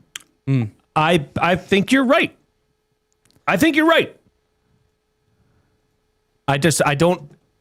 He's not playing good hockey right now. There's mixed feelings about that, though, because of what he did at the Four Nations was so great, but then there's nothing during this season that says he's going to replicate that at all. But if you put yourself in a different position with a different team, and he is that big game player, he could just show up and completely change his game, which is the thing. Like, it'll be a year at that point. When they start playing in the Olympics, it'll be a year since he won Four Nations for Team Canada, or help them mightily. So what they got? They start with who? Canada. Well, I don't have the schedule open. Yeah, who's in the pool again? This would be France, Switzerland, Canada, Czechia. I think they'll start with Binnington and just say, okay, like this, you can't get knocked out, right? In the first, everybody gets a playoff game. So, you lose a bad game, it might cost you some seeding. Well, and Canada ends like the last game's against France. So it should be a win. I know, but that's got to be your go-to guy. So one of these goalies, hopefully not for Canadians' sake, doesn't see the ice at all. Well, right? Last year, two of the Four Nations, 2 of the 3 didn't. So, I guess, Reid, if that's your thought, that's the hardest matchup in that group, right? Would be Czechia? Well, Switzerland can be a pesky team, but yeah. I think that would be, so yeah, I guess Binnington would roll out. The first 2 games are also back-to-back. I don't know if that matters or not. They didn't do back-to-backs in the Four Nations. Well, then all the more reason to start a different goaltender in the second game, right? So you think they'll pick Binnington? But I think wouldn't pick Binnington. I wouldn't. I think okay. So who are your 3 again? Both Colorados? Wedgwood, Blackwood, Kemper. Okay, and I got Blackwood, Thompson, Binnington. And Coob, who did you have? Wedgwood, Thompson, and Kemper. Okay. Let's go to the defense. People are about Smitty the Welder's in the chat. Smitty the Welder is going to lose his mind at my pick for the 8th defenseman. Like, he might drive to the station so he can roll around on the floor losing his mind in front of me. All right, Makar's on the team. Yes. Let's just go through the inevitables, I think. Taves. Yeah. Well, I don't know if you have these. I have Morrissey. I do too. Yeah. Coob? I have Morrissey and Taves. I think the left side is pretty... So, okay, now I should say for this, I didn't do line combinations or deep pairings. Yeah, I just picked the best. I figure they're all good enough. They can play both sides. They can do whatever they want. Yeah. They can play rover positions. I don't know if you are going to have any other... Okay, Theodore? Yep. Yeah. Okay. There we go. Solid all-around defenseman. Yeah, now the rest, I think it gets a little wobbly. Right. Yeah. 4 picks. Those are 4. Well, Makar, yeah. Morrissey, Makar, I guess, yeah. Makar was already named, sure. All right. Coob, give us another one of your defensemen. Ooh. Aaron Ekblad. I have him on my list. I considered Ekblad. I did not take him. I like Ekblad. He was almost off the list. I think he should have been on the Four Nations team. Do you have...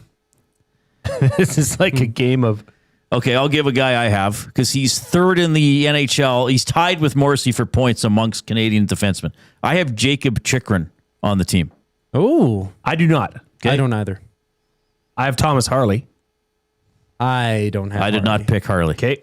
I have Thomas Chabot. Oh, really? Mhm. Oh, I didn't even think of that. You have Chabot on the team, eh? Yeah. I mean, he munches a lot of minutes, but I mean, it hasn't been his best season. He hasn't put up all the points in the world, but he's a dynamic defenseman. Why not? Okay, Just slot him in. interesting. I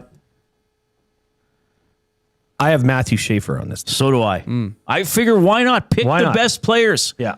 You can't always worry about age and he's never played before. Well, they're Canadian defensemen. They've been groomed since they were 3 years old to play in these situations. I have Matthew Schaefer on my team.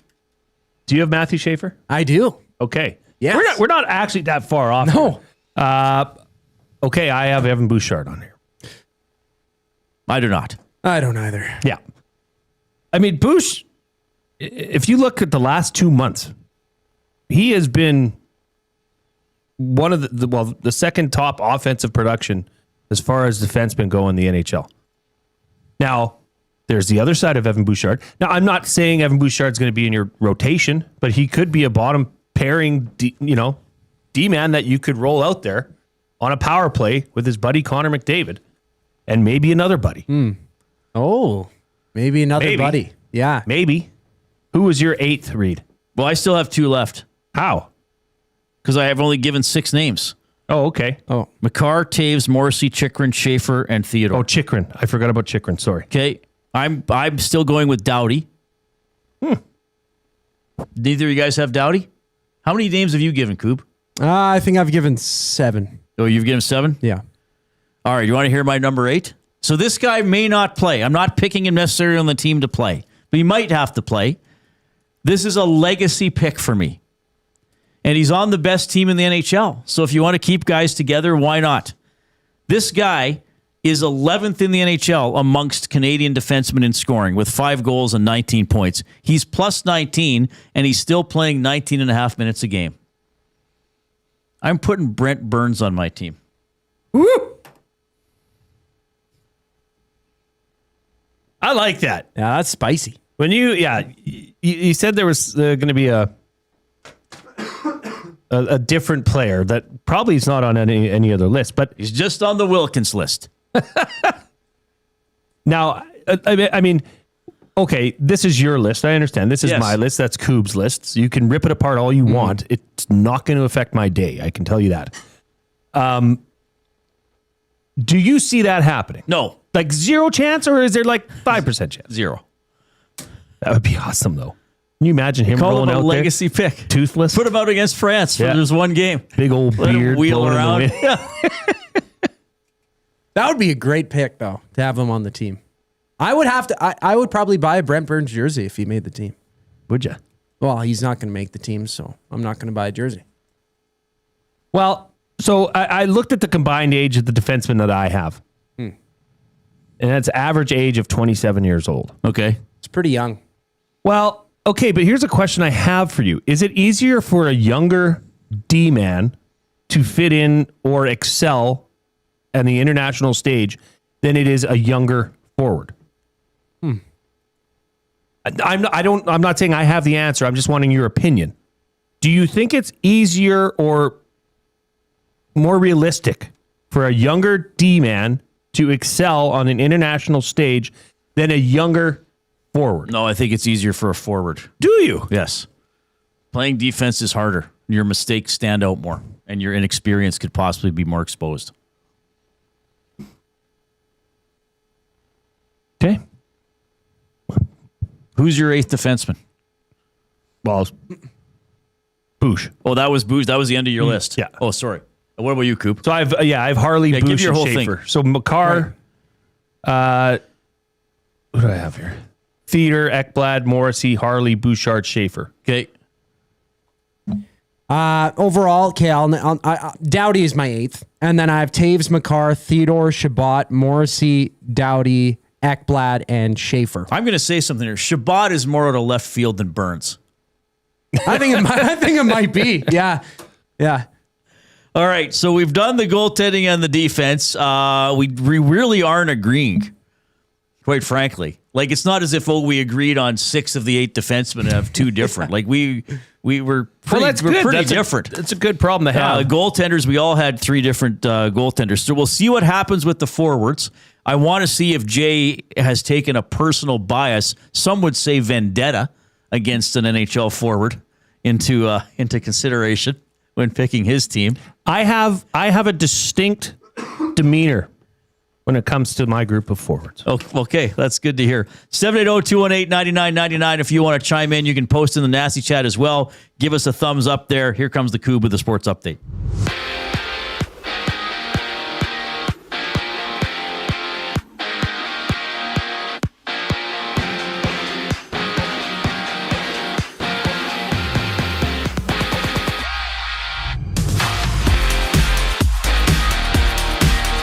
Total of 5 games in the NHL today. The injured Leafs battle the Devils. No Chris Tanev, Dakota Joshua, or William Nylander for Toronto tonight, with Austin Matthews as a game-time decision with a lower body injury as well. And around the league, Vancouver and Philly dance as the Habs and Panthers scrap.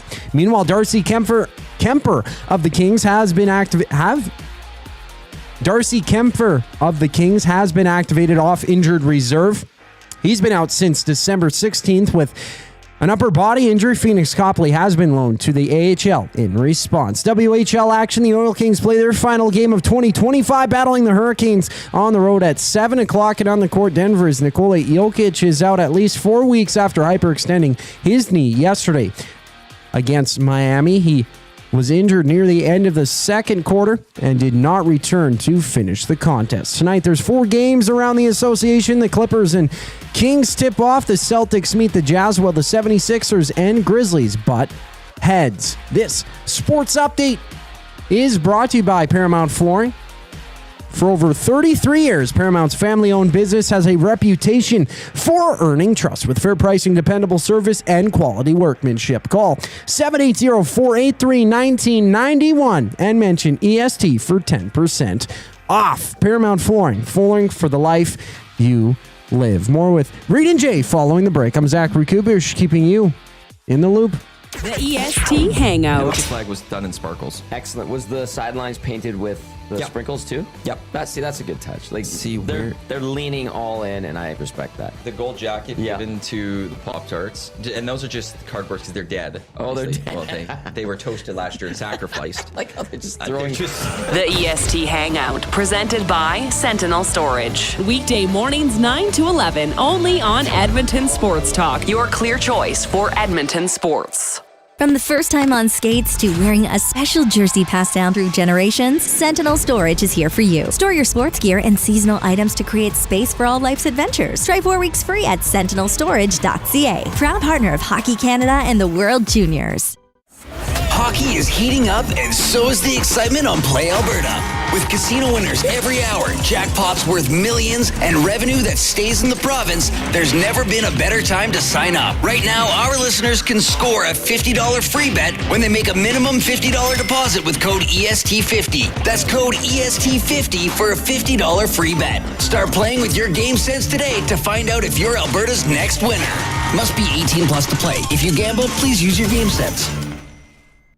EST Afternoons. Guy Flaming from the Pipeline Show. When you look at this Team Canada, what's their strength, and do they have a weakness this year? You know what? I don't really think they have a lot of weaknesses, not a lot of holes. I think the criticism for Canada in the last few years has been that they leave a lot of talent at home. I don't think anybody can look at this roster and say that there isn't enough talent. Canada should be the favorite. EST Afternoons, weekday afternoons 1 to 3, only on Edmonton Sports Talk. Your clear choice for Edmonton sports.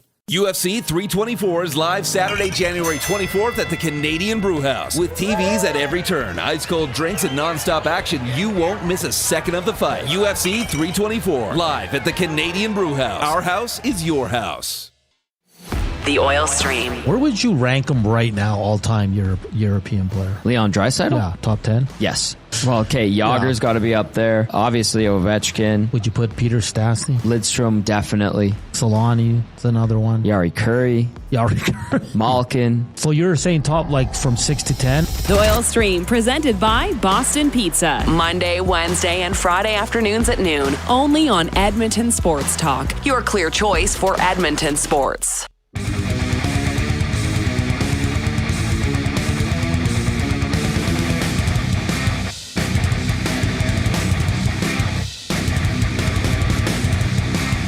All right, thanks for joining us this afternoon. Oilers will play Boston tomorrow, so morning skate. Game at 7:30. We will have the GCL Diesel Oil Stream pregame show at 6:30, hosted by Tom Gazzola, as the Oilers will try to ring in the new year with the victory against the Bruins, who are having some struggles and were beaten in overtime last night by the Calgary Flames. Oilers beat the Jets 3-1 last night. We are having some fun here picking our Canadian Olympic teams. Our Canadian Olympic teams. Not trying to guess what will happen. Going with the guys we would put on the team. Maybe we should do that at 5. Is guess who they're going to have. We could take a stab at it. Yeah. Quick one. We could. Yeah, we could try. This is more fun. This is more fun. So we've made some picks perhaps that have required some courage. The Alberta Blue Cross Courageous Moment. Every great play starts with courage. Alberta Blue Cross, proud to support Albertans through all of life's meaningful moments. Visit ab.bluecross.ca to find a plan that's right for you. I think my courageous moment is picking Brent Burns. I think Scoobs would be picking Thomas Chabot. And I think yours, Jay, would be picking both Colorado goaltenders. No, both you and I took Young Schaefer on defense. Yes. Young Schaefer. That's what Chet will call him. He's the Canada it boy. Young Schaefer can't shave, but he's on the Olympic team. Well, you haven't gotten to the rest of my list, Reid. No, we haven't. So we have to pick, we're picking 9 forwards. 14 forwards are on the team, right? And 5 of them have already been selected. Reinhart, Point, McKinnon, Crosby, and McDavid. Coob, give us one of your forwards. Macklin Celebrini. All right. I also am picking Macklin Celebrini. As am I. Well, I mean, look, the young man can play. Amongst Canadian forwards, Macklin Celebrini is 3rd in scoring. And the top 3 have separated. Well, I guess you could say the top 2 have separated, and then Celebrini's kind of in there on his own. McDavid, 69 points. McKinnon, 66. Celebrini, 60. And then it goes down to Wyatt Johnston and Mark Scheifele at 45. I mean, Celebrini is at 1.5, just over 1.5 points per game. Okay, yes, inexperienced defense checking. I get it. But, then you got 14 forwards, so there's a couple extra guys. I agree with you, Jay. You do have to worry a little bit about the next generation and building experience. I think he has earned a spot on the team, though. 100%. I have Celebrini on. Absolutely. And I mean, it's not like he's playing against, players that aren't as good as what he's going to see at the Olympics. This is the best in the world is playing in the NHL, and he's excelling. I mean, to be in the top 3 in scoring is fantastic for him. So yes, he's 100% on my list. All right. You give one guy.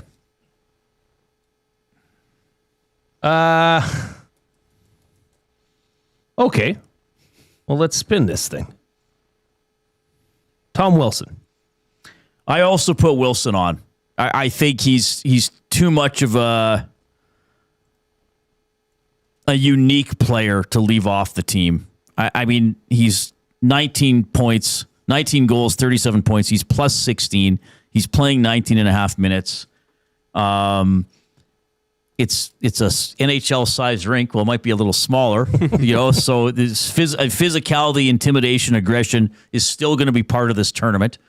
Who knows if they play the States, what might happen in that game.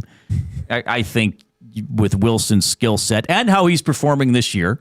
I mean, if he had that skill set, but he'd had 4 goals, then it's like, well, I don't know. But I got Wilson on my team. Yeah, Canada has enough skill up and down the lineup. And obviously, Tom Wilson has skill. But he brings that extra edge and grit, which usually isn't on Canadian teams like that. Well, that's what's good enough to make the team. So That's why why not have him there? I had him on. I also have Mark Scheifele, who's I think a bigger body. I do too. Yep. Yeah. And you're having a great year with the Jets. Yeah, he's having one of the best years of his career. If you were to extrapolate what he's doing right now in Winnipeg over the remainder of the year, it would be his best season. So far we all have Wilson, points. Celebrini, and Scheifele up front. Yeah. Okay. Mitchell Marner. Yeah, I put Marner. I mean, he was on the Four Nations face-off team. Maybe it was a bit of an up-and-down tournament, but he factored in on the gold medal winning goal. He's an explosive offensive player. But to me, he's pretty close to a no-doubter. I would agree. Well, maybe not for Coob. He's looking at us funny. I don't have him on my team. Coob. Okay. I don't want him on my team. Hates okay? Vegas. I hate Vegas. I hate Mitch Marner. Okay, no, I don't. But I mean, there's so much to like about it, and I don't know why I brushed over him so quickly as I did. Thinking about it now, he should almost be a no-brainer, like you said, Reid. But for some reason, in my heart, I don't want him on my team. I don't think he's big in the big moments. I mean, you see him. He got an assist on the gold medal goal. He got an assist on the gold medal goal. Okay, that's four nations. Okay, we're not talking about all the nations. It doesn't count as much. Okay, France wasn't in the tournament. Yeah, France wasn't in the tournament. Yeah, if he's playing against France, I'd have him there. But, okay, so who do you give us? Somebody you have then? We both have Marner. Morgan Geekie. No, I didn't put Geekie on. I got Geekie on. He was on Flavor fire of the to month. start. 40 points, 25 goals, 15 assists in 40 games played. He was near the top of the league, to start the season in goals for Boston. And what was that one stat? He was top 3 in 2025. In the calendar year. Yeah, he's right up goals. there in goals scored. So I haven't seen him on anybody's projected teams that I've been looking at. I think it's the all-around thing, right? And he's a goal scorer, which is important. It is, but there's we're picking plenty the of best of the best. Yeah. Mitchell Marner is a setup man. So got 40 assists. It's not bad. It's your team. It's my team. It's your team. So you got Geeky. It's not Team Canada. It's Team Coob. That's a good point. All right. You haven't given one of yours yet. Well, I got Hagel on from the Four Nations face-off. I think, I think he'll be on. Good, solid all-around player. Yep. I have the gentleman who is the 6th most prolific Canadian scorer this season on the team with 44 points in 37 games. I just think you can't deny this guy. I have Brad Marchand on the team. Yes. As do I. I do. Jay's picking him. Jay's picking him. Well, look, if you want to have that grit, you want to have that pain in the ass player that's going to, just think of it if and when Team Canada and Team USA faces off. I mean, that's going to be awesome to see Brad Marchand, beaking Matthew Tkachuk. I mean, look, I know I have a bit, but he's performing at a high level right now. He's playing incredibly right now.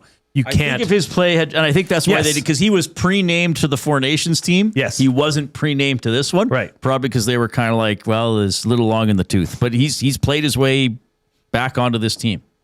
Wyatt Johnston. No, I didn't take him. He's the kind of geeky thing for me. I don't know if the all-around game is there. Coop? No, I don't have him on my team either. Okay. Who do you got, Reid? Well, I put Nick Suzuki on. I did too. Yes. I mean, I think he's exactly what you need for a third or fourth line role. I have 2 left. Coop, how many do you have left? You got to give one, I think. Yeah, I think you got to go. Yeah, I have 3. Yeah. I'm going to go with Mark Stone. Oh, I'm not touching Mark Stone. Not even. I still see him on some projected rosters. I just think there's better versions of that player. That's a good point. I got a lot of respect for Mark Stone. I mean, he's a big reason Vegas won the Stanley Cup a few years ago. He's a mucky player. He was borderline invisible in the Four Nations face-off. I know Vegas is having a good year. He hasn't played every game. He has 30 points in 21 games, which is pretty good. I mean, that points per game is 1.4. But I hate to say this, I don't have faith in him in a tournament with this caliber of players anymore. But I think they're going to pick him, though. Really? I think they'll pick him. Yeah. Now, as an extra, I'd have him on my team. But he wouldn't be going as an extra. No way. He would have to. He would have to play. There's just no way. Team Canada, he would be playing. Team Coop. Team Coop. He'd be sitting. He'd be on the roster. But now it is more so that the fact that he didn't show up in the Four Nations tournament, it's nothing to do with his possible injuries that he might have. I just think he's a little bit of a live, like I just don't know if he can stand the test of that tournament. Well, my last pick is Bedard. I'd take Celebrini and Bedard. Yeah, I've taken Bedard too. And that's exactly the player you have to leave off the roster if you want to do that, is a Mark Stone. Right. And that would be, again, part of turning the page onto who are going to lead Team Canada in years to come, in Olympics to come. We're not that far off our list. Well, the forwards, I feel like there are... Well, I mean, you're picking the best of the best. So, I mean, there's going to be some debate. So you've picked all your forwards? Because I have Bedard. You have Bedard, Koob, I assume? I do have Bedard. Bedard would have taken children, like 5-year-olds, because he loves the young. There must be some U6 player you could have taken. How many forwards do you have left? I think that was all of them. Yeah. Oh, you're finished off. We disagreed on Wyatt Johnson. You took... Do we all have Suzuki? I do. I have Suzuki as well. Hagel? Well, there's still one guy I have to pick. I can't believe I'm the only guy picking him. Can we guess? Yes. Ooh. Hyman. Zach Hyman. Yeah. Zach Hyman's on my team. Zach Hyman is on my team. He has a point a game since he's come back. He plays all-round hustle, skill, tough hockey. He's never a liability when he's on the ice. You can ask him to do anything. If you're stuck in a tough situation and Zach Hyman is on the ice, even like killing a penalty or face off in your own end while tired, you trust Zach Hyman. And as a bonus, you have the rapport that he's played with McDavid for several seasons. So Zach Hyman is on my team. Do I think he will be on the team? Well, we can dive into that a little bit when you get back. A little bit. Like, there's some borderline players here that will they, won't they? I think Evan Bouchard and Zach Hyman are some of the top ones. I think actually Hyman would have a better shot at making it than Evan Bouchard. What do you think of that, Reid? Like, realistically. It just, I guess, depends on what they are looking for. Yeah. You know? Well, the thing is with Bouchard is that there are players, there are defensemen who can produce points and play with more all-around intensity than Bouchard does. Which, like, I think they'll put Parayko on the team again. Parayko's not having a good year. I love the guy. It's a St. Albert kid. But he's got 11 assists and is like minus $8 million on like a lousy Blues team. And I do think, because this is how Hockey Canada works, is that, you know, they pick their guys and then they try to stick with their guys. Yes. Right? Oh, this is a Hockey Canada guy. Oh, this guy's not a Hockey Canada guy. So I do think they're going to bring as many Four Nations guys back as possible. Smitty the Welder says, where's Bedard playing? He's not top 6, but his defense is not great, so how can he be in the bottom 6? Well, I think he's probably, on my roster, he'd be a scratch. Yeah. He'd be one of the extra forwards to start the tournament. Probably along with... I mean, who do you sit out? Well, based on how they've been doing this season, but I don't think Cooper is going to sit out Point. Well, maybe Celebrini. Maybe Celebrini. Maybe they just sit out the two young guys and say, hey, you're here. We'll get you in a game, but you need to go into a certain role. You could see a world that they could do that. Yeah, for sure. This was fun. Okay, so let's take a stab at who we think they're going to pick when we get back. Yeah, I think so. For fun. I enjoyed doing this. So we all picked different goalies. The defense, we agreed on about half. The forwards, out of the 9, we all had Scheifele. Yes. We all had Celebrini. Yes. Did we all have Suzuki? I did. Yep. Okay, did we all have Marchand? Mm-hmm. Yep. Did we all have... You didn't have Marner. Did we all have Hagel? Yes. Okay. We did not all have Wilson. I had Wilson. Oh, I did. We all had Wilson. We didn't all have Hyman. And did we all have Bedard? Yes. So we actually agreed on 7 of the 9 forwards. So I took Marner and Hyman. I took Wyatt Johnson and Marner. And Koob took Geeky and Stone. Wow. Okay. Alberta Quite Blue Cross outlandish. courageous Yeah. moments taking Geeky. Pretty far out there. Yeah. This is great. I think Stone, I just like it. If that happens, then this is not the year or the time that they're making. I just think the things that Mark Stone does best, I don't know if he does them as well as he used to be on this team. As well as Tom Wilson. But then again, his points per game is pretty good this year. So, and I do think they're going to pick him. We'll try to speculate who they might pick. We, of course, are coming to you from the Canadian Brewhouse studio. Looking at the flavors of the month coming up for January. It's going to be Mediterranean Greek and Southern Barbecue. Try them anytime or for 69 cents all day, every Wing Wednesday. The Canadian Brewhouse, our house is your house. So tomorrow, Wing Wednesday, you still get the December flavors, festive cranberry and Korean bulgogi. Bulgogi. I always say that incorrectly. Here's the 5 o'clock break. 2 guys and a goalie. They have 7 defensemen from last time. Say Parayko or Harley are out, and Schaefer could be there for the experience, and you know he's going to be on the next Olympic team, and Bush can be there. If something happens to Makar, you slide Bush in. I'm okay with it. No, I'm still kind of surprised he's even in that conversation now at this point. But I think the only reason that he would be if Makar gets hurt. 2 guys and a goalie, presented by GS Construction. Tuesday and Thursday afternoons at noon, only on Edmonton Sports Talk. Your clear choice for Edmonton sports.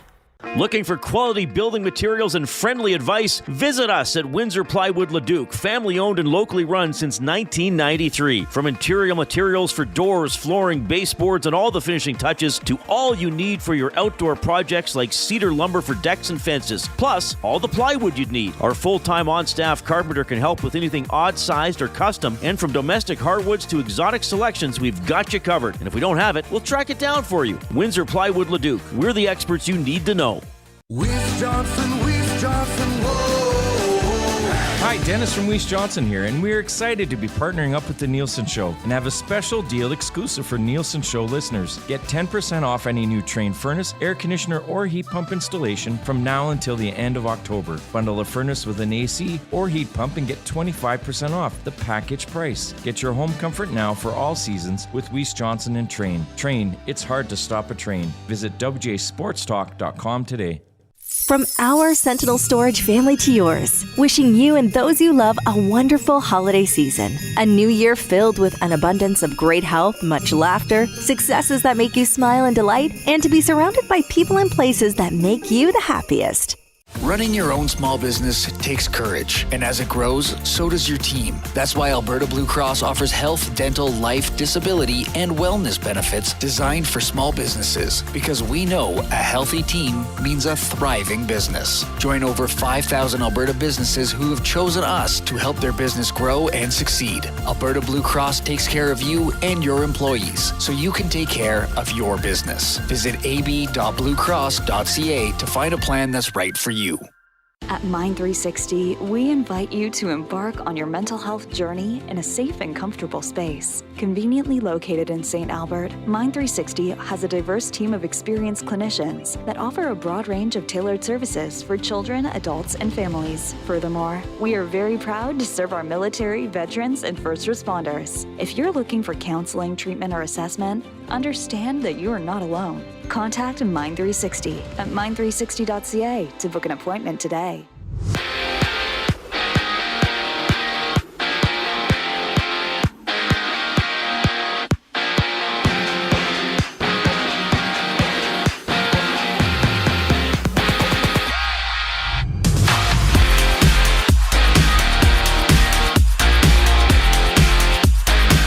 Games are about to get underway in the NHL. New Jersey visits Toronto with Austin Matthews being ruled out for the Leafs with a lower body injury, and they'll also play without Dakota Joshua, William Nylander, and Chris Tanev tonight. The other games about to get underway. It's Carolina visiting Pittsburgh while the Canadiens and Panthers face off. In SoCal, the Kings have activated Darcy Kemper off injured reserve, sending Phoenix Copley back to the AHL in response. Kemper has been out since December 16th with an upper body injury sustained against the Stars. WHL action, the Oil Kings play their final game of 2025 battling the Hurricanes on the road at 7 o'clock. World Juniors action, it's Latvia with a 5-2 lead over Denmark nearing the end of the third period. NBA news, Nikola Jokic of the Nuggets will miss at least a month after hyperextending his left knee last night against the Heat, limping off the court at halftime. Jokic did not return to finish the game. Today's schedule, there's 4 games on tap, including the Lakers and Pistons throwing down at 8:30. I'm Zachary Kubish. That was your sports update. Hour 3 of the Reid Wilkins Show starts right now.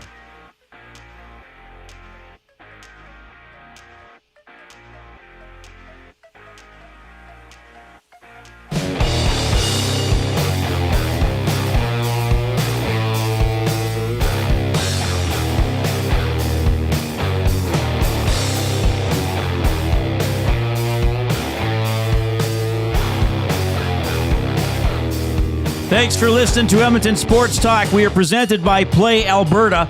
Gaming made easy anytime, anywhere. With Play Alberta, you have a full casino experience right at your fingertips. Play from your phone, tablet, or computer whenever it works for you. Download the Play Alberta app today and get started with a $50 casino bonus. Just deposit $50 with promo code EST Casino. Play smart, play local, and remember to use your game sense. Oilers play Boston tomorrow. The Canadian Olympic roster will be announced at 10 a.m. Mountain, so we'll bring it to you live during the hangout as they roll it out. That'll be fun. Dustin Nielsen, here's his team. He actually put them in lines. McDavid with Celebrini and Hyman.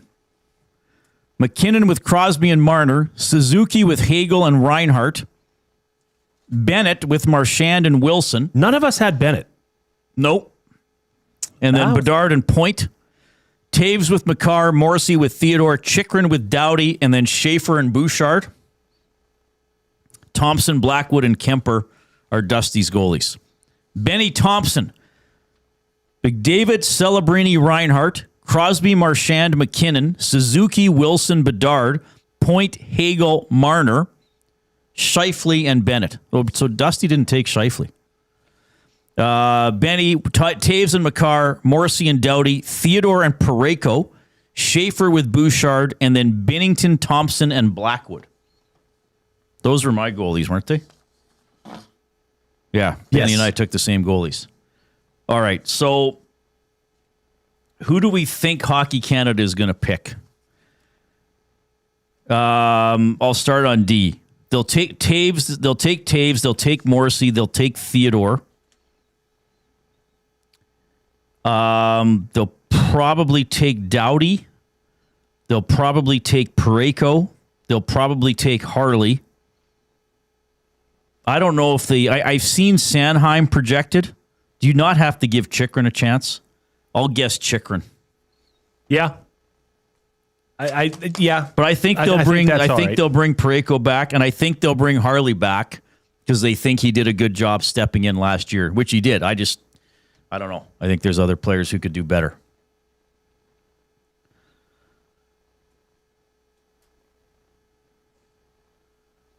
So, I'll write this in nicer. So, Parayko. Who else did I say? Parayko, Harley. And I'll take a stab that they'll put Chychrun on the team. I mean, yeah, any of those guys you're saying. Other than Parayko, I still have a hard time. I think they're going to still put him on. Yeah. So who would stay off the list then if Parayko's on? From who Harley? I picked? You didn't have Harley on your list. You had Bouchard and Schaefer. Oh, from the Four Nations? Or no, you didn't have Bouchard. No, I didn't have Bouchard. Okay. All right. Forwards. I think that they will take Marchand. I think they will take Marner. I think they will take Hagel. I'd be pretty sure about those three. Suzuki? I think they're going to take Suzuki. Stone. They'll probably take Stone. How much do you want to bet they even take Bennett? I mean, again, though, like who's being left off? They don't care. Is they want to Tom Wilson they want to being left justify off? the players that they picked for last year's Four Nations. Don't underestimate the impact of that. You mean like they have an ego? I think that they'll take. I think they'll probably take Wilson.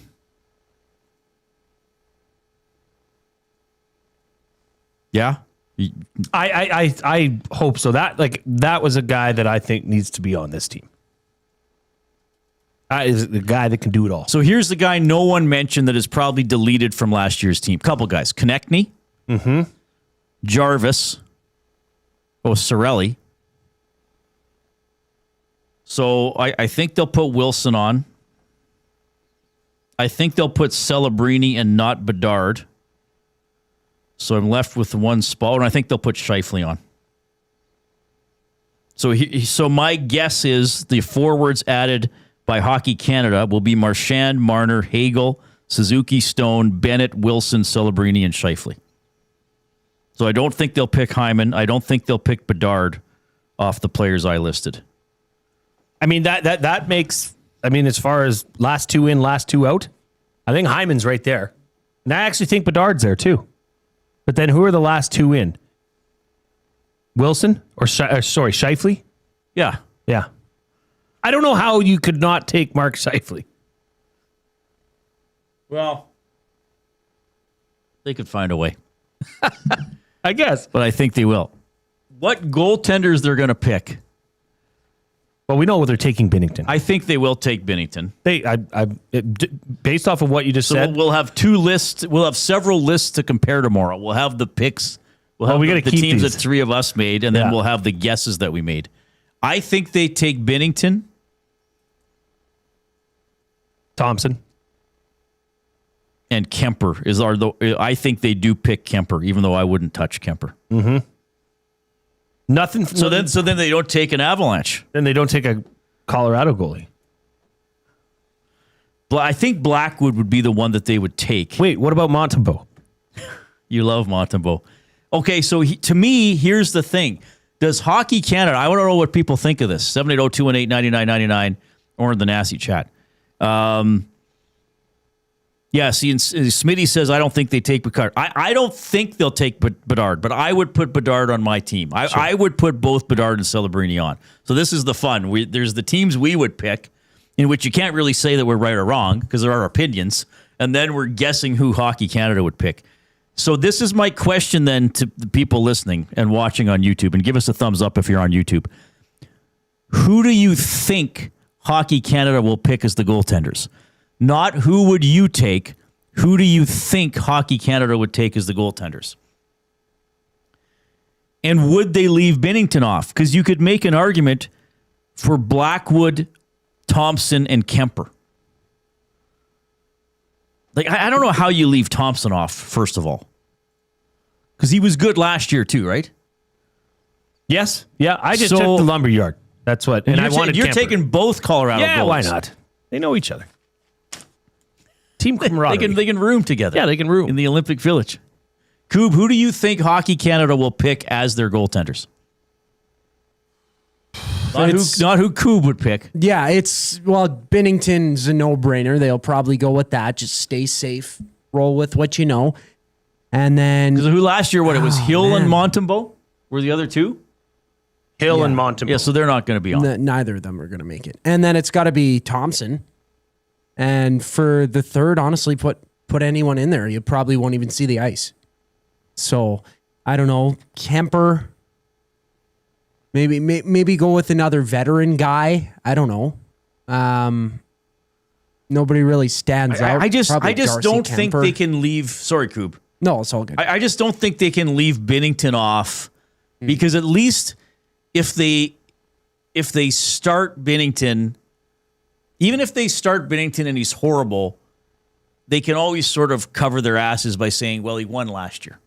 Like, you know, like if they took the three best save percentage guys this year Wouldn't that be amazing? It'd be Blackwood, Matt Murray. Well, Matt Murray's only played 5 games. Well, actually, if they took the 3 guys who have played enough, it would be the Lumberyard and Kemper. Mm-hmm. But if they took guys who hadn't played, if they took 3 guys who had never played in a Four Nations or an Olympics, and they sucked, then they'd be criticized for saying, like, well, how could you not at least have a tent pole as an experienced guy? Is that the correct uses of tent pole? I believe so. But if you throw Binnington in the first game and he sucks, then at least they could say, well, look, he stopped Austin Matthews 3 times in overtime. Of course he was going to be on the team. All right, so we lost our first game. Now we try another goalie, If they put a guy who hasn't played in a tournament like this before and he has a bad first game, then it's like, well, this guy played bad. Now you're going to another guy who's never played. Like I do think they think that way. Maybe it's not the proper thinking all the time, but I do think that factors in. Yeah, almost like there's that safety net to try and work towards. Like if you try it, doesn't work, at least you tried it. But okay, so this is out 18 minutes ago as per ESPN's Emily Kaplan. Macklin Celebrini has made Team Canada for the 2026 Winter Olympics. Okay. Are they leaking out names? I don't know. I don't know. I just saw somebody say that in the chat, so I don't know why that would come out now. She also says, is this going to all leak ahead of time? Like, are the players being told tonight and it's going to get out? She says, Olympic rosters due tomorrow. USA and Team Canada will call players in the morning. Okay. Expect similar American roster to Four Nations, hearing small tweaks. Macklin Celebrini made Canada, and we'll see on Connor Bedard, who was just on the outside throughout the process. Well, so she's not saying where she's getting that from? No. Okay. Well, I don't know. That's interesting.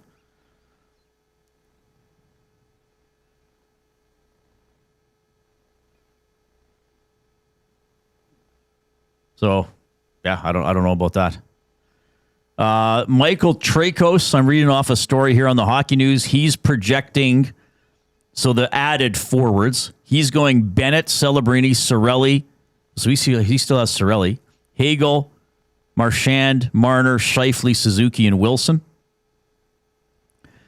Ryan Kennedy is adding Bennett, Celebrini, Cirelli, Hagel, Marchand, Marner, Stone, Suzuki, and Wilson.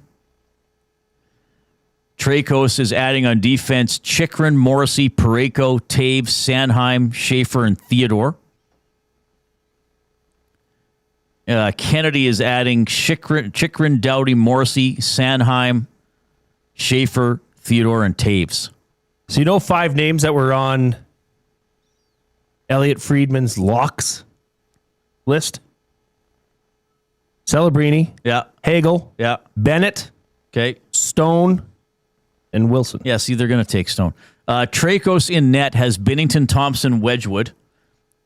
Kennedy in net has Binnington, Kemper, Thompson. So I think Binnington's going to be there. I think Hockey Canada goes, I think they go Binnington, Kemper, Thompson. Yeah. I think we just cracked the code. So a Colorado guy, I think a Colorado goalie is not going to be on the team, even though I would take Blackwood. Interesting. Wouldn't that be? That would be awful for TSN if this whole team got leaked. Well, if they're not going to call players till tomorrow, but well, good for Celebrini. I don't think that's a huge surprise. I think there's more. It seems to me the discussion has been, and Smitty has brought this up in the chat. Is Bedard a good enough all-around player? Is Celebrini a better all-around player? Plus, he's obviously points-wise even more explosive. I mean, if you do pure point production, Celebrini's the 3rd best Canadian forward. The other 2 are already on the team. Mm-hmm. So yeah, I don't think they'll pick Bedard. I would put him on my team though. You think Celebrini would be up on the top line? No. Well, I don't know. What's the top line? Well, I don't know. I know Benny had him on the top line. Well, didn't Dustin as well? Yeah, Benny put McDavid, Celebrini, and Hyman. I don't think they'll put Hyman on the team. I put him on mine because I think he's a hell of a hockey player. And maybe that's a bit of a homer pick because I'd like to see it. But I can understand going with some other players too. But you don't need everybody to be a center who can also play the wing, too. Sometimes you can just put an actual winger on the team, can't you? Yeah. Imagine that. Imagine that. Yeah, but I didn't worry too much about lines or left, right, or anything like that. This is going to be fun. We talked about the Four Nations face-off. Like, we were kind of moderately interested in it until it started, and then we were like, okay, we forgot what it was like. So I'm looking forward to this tomorrow. So apparently Celebrini is for sure on the team now. Well, and I don't know. You can find whatever you want on the internet. Yeah, well, let's hope it's not a fake account or something. But well, no, ESPN tweeted it out. Oh, it's from the actual ESPN from account. Their main account. It's not from ENSP. No, I hope not. All right, excellent stuff there. 780-218-9999 is how you can text us. That is the River Cree Resort and Casino inbox. River Cree Resort and Casino, home of Tap 25 Restaurant, where the entire menu is 50% off 7 days a week from 2 to 5 p.m. Okay, buying or selling for Damon Bunting coming up. We still got our words of the day. Here comes the Coop.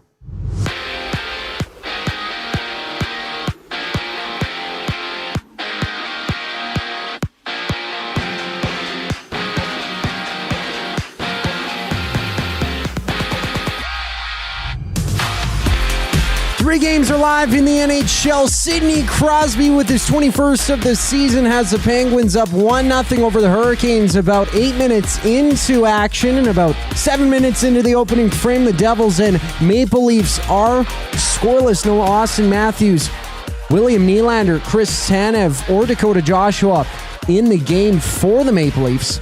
And just 3 minutes into play, the Canadiens and Panthers are tied at zeros. Meanwhile, Darcy Kemper of the Kings has been activated off injured reserve. He's been out since December 16th with an upper body injury. Phoenix Copley has been loaned to the AHL in response.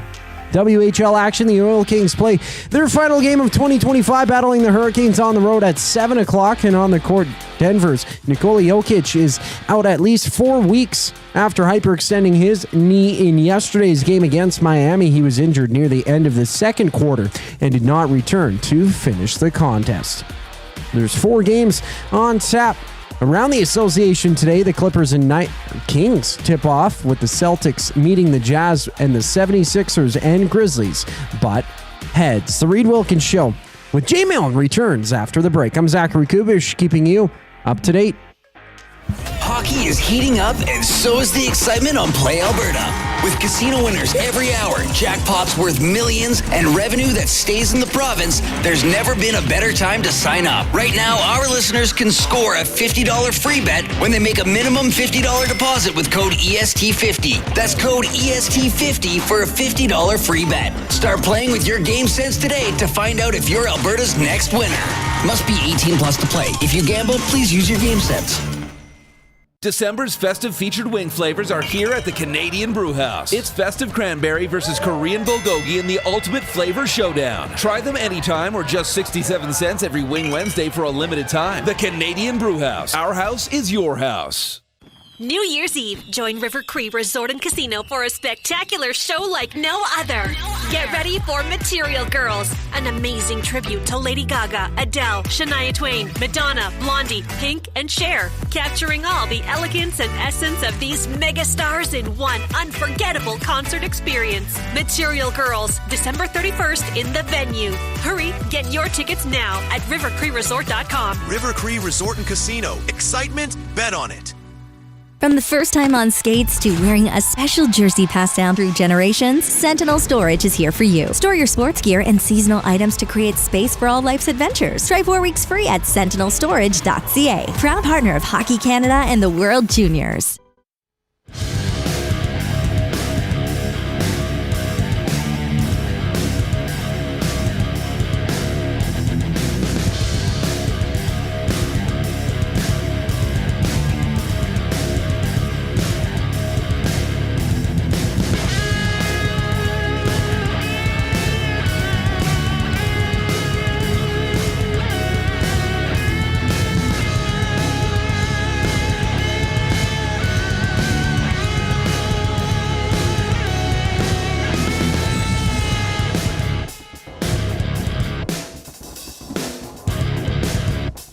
Well, that's why they give 15-second reminders.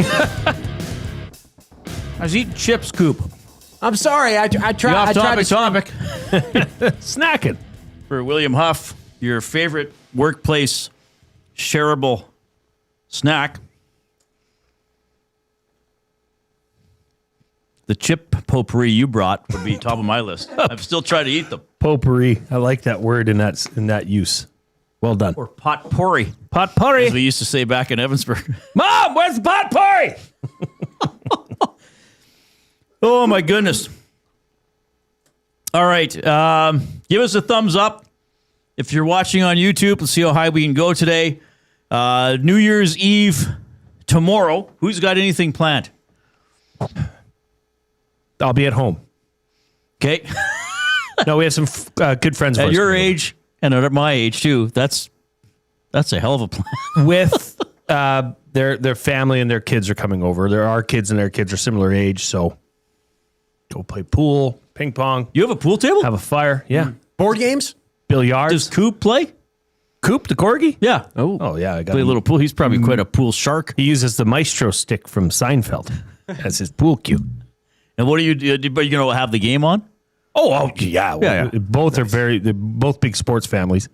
So yeah, we'll have plenty of games. What about you, Coop? Oh, I'll be away from home. I'll probably. Well, I'm going to a buddy's house, and we're probably just gonna get together. I think he's making lasagna or something. Oh, I don't know. Yeah, I was like, Okay. yeah, you want me to bring some pizza or something? Like, bring your chips. He's like, I got you. I'm making food. I'm like, okay, what are we gonna eat? He's like, lasagna. So that's gonna be interesting. You trust this guy to cook? No. No. Better I don't know him grab some overly well, Popeye's but I was chicken or like, something. yeah, I'll probably bring that. Bring some Boston pizza, maybe some order out from Canadian Brew House. Okay. We'll see what happens. Yeah, Good stuff. it'll be a good night. You? Go to the game. Going to the game. I'm going to the Oilers game. I'll do my hit. Reid's Reid for Ewell. So probably between 11 and 11:30, the evening will be done. Well, why don't you go to Tom's house? Imagine I'll be... Just go do Tom. Do the hit with Tom from his house. Well, I could, I guess. That and could go be an downstairs to one of the fine establishments around They'll there. probably and be packed, though. Ring in the new year. Yeah, but you're a celebrity. Okay. What? And then New Year's Day, we're off work. Yeah, bowl day. Chinese food day. Was that the triple header? So there's one quarterfinal tomorrow night. Yeah. And the other three are on New Year's Day. Can't wait. Yeah, that'll be fun. Get up, watch the Rose Bowl parade, order Chinese, and eat way more ginger beef than I need to. Can't wait.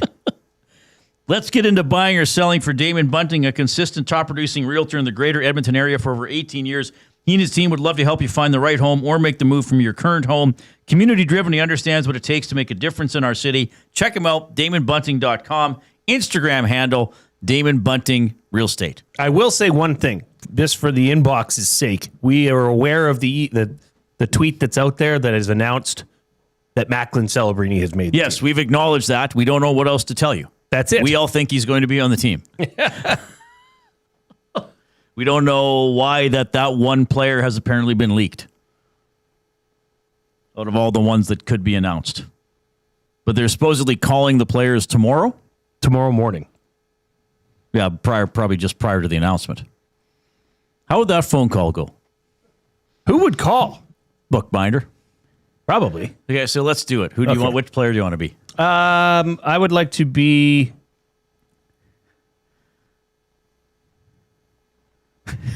Marner, Mitchell Marner. You're Mitch Marner. Okay, so answer the phone. Hello. That's how Mitch Marner talks. In my world. That's the voice that you're doing for Mitch Marner. Hello, you've got Mitchell Marner. Now I can't even do the Bookbinder voice. It's tiny. Mitch Marner is Tiny Tim all of a sudden. He might get to be a bit Irish too. Yes, hello. I'm looking for Mitchell Marner, please. You've got him. This is the bookbinder from Hockey Canada. I often bind the records of players and teams, putting together volumes of the performance of players and club teams at the international level over the years. And as you may have heard, Mitchell, there is an Olympic tournament coming up over in Europe, in Italy to be specific. I have. Well, and I have the honor of informing you, though I should add, I am a bookbinder. I'm not involved. It's an honor, I must admit. Perhaps it's because I am the last bookbinder in Alberta. By the way, I do know Jason Milne of the Reid Wilkins show. Boy! Not selected. He's not selected to the team. But you are, Mitch. You're Mitchell Mana, young Mitchell Mana. You will represent Canada at the upcoming Olympiad. I've struck the pot of gold. I don't know what happened there. I did not. I thought you were going to play it straight with the player. I didn't realize you'd make Mitch Marner a young Irish lad. Why lose a chance at a good improv sesh, Reid? That was surprising. Oh my goodness! Similar to Mickey Mouse. Where are we?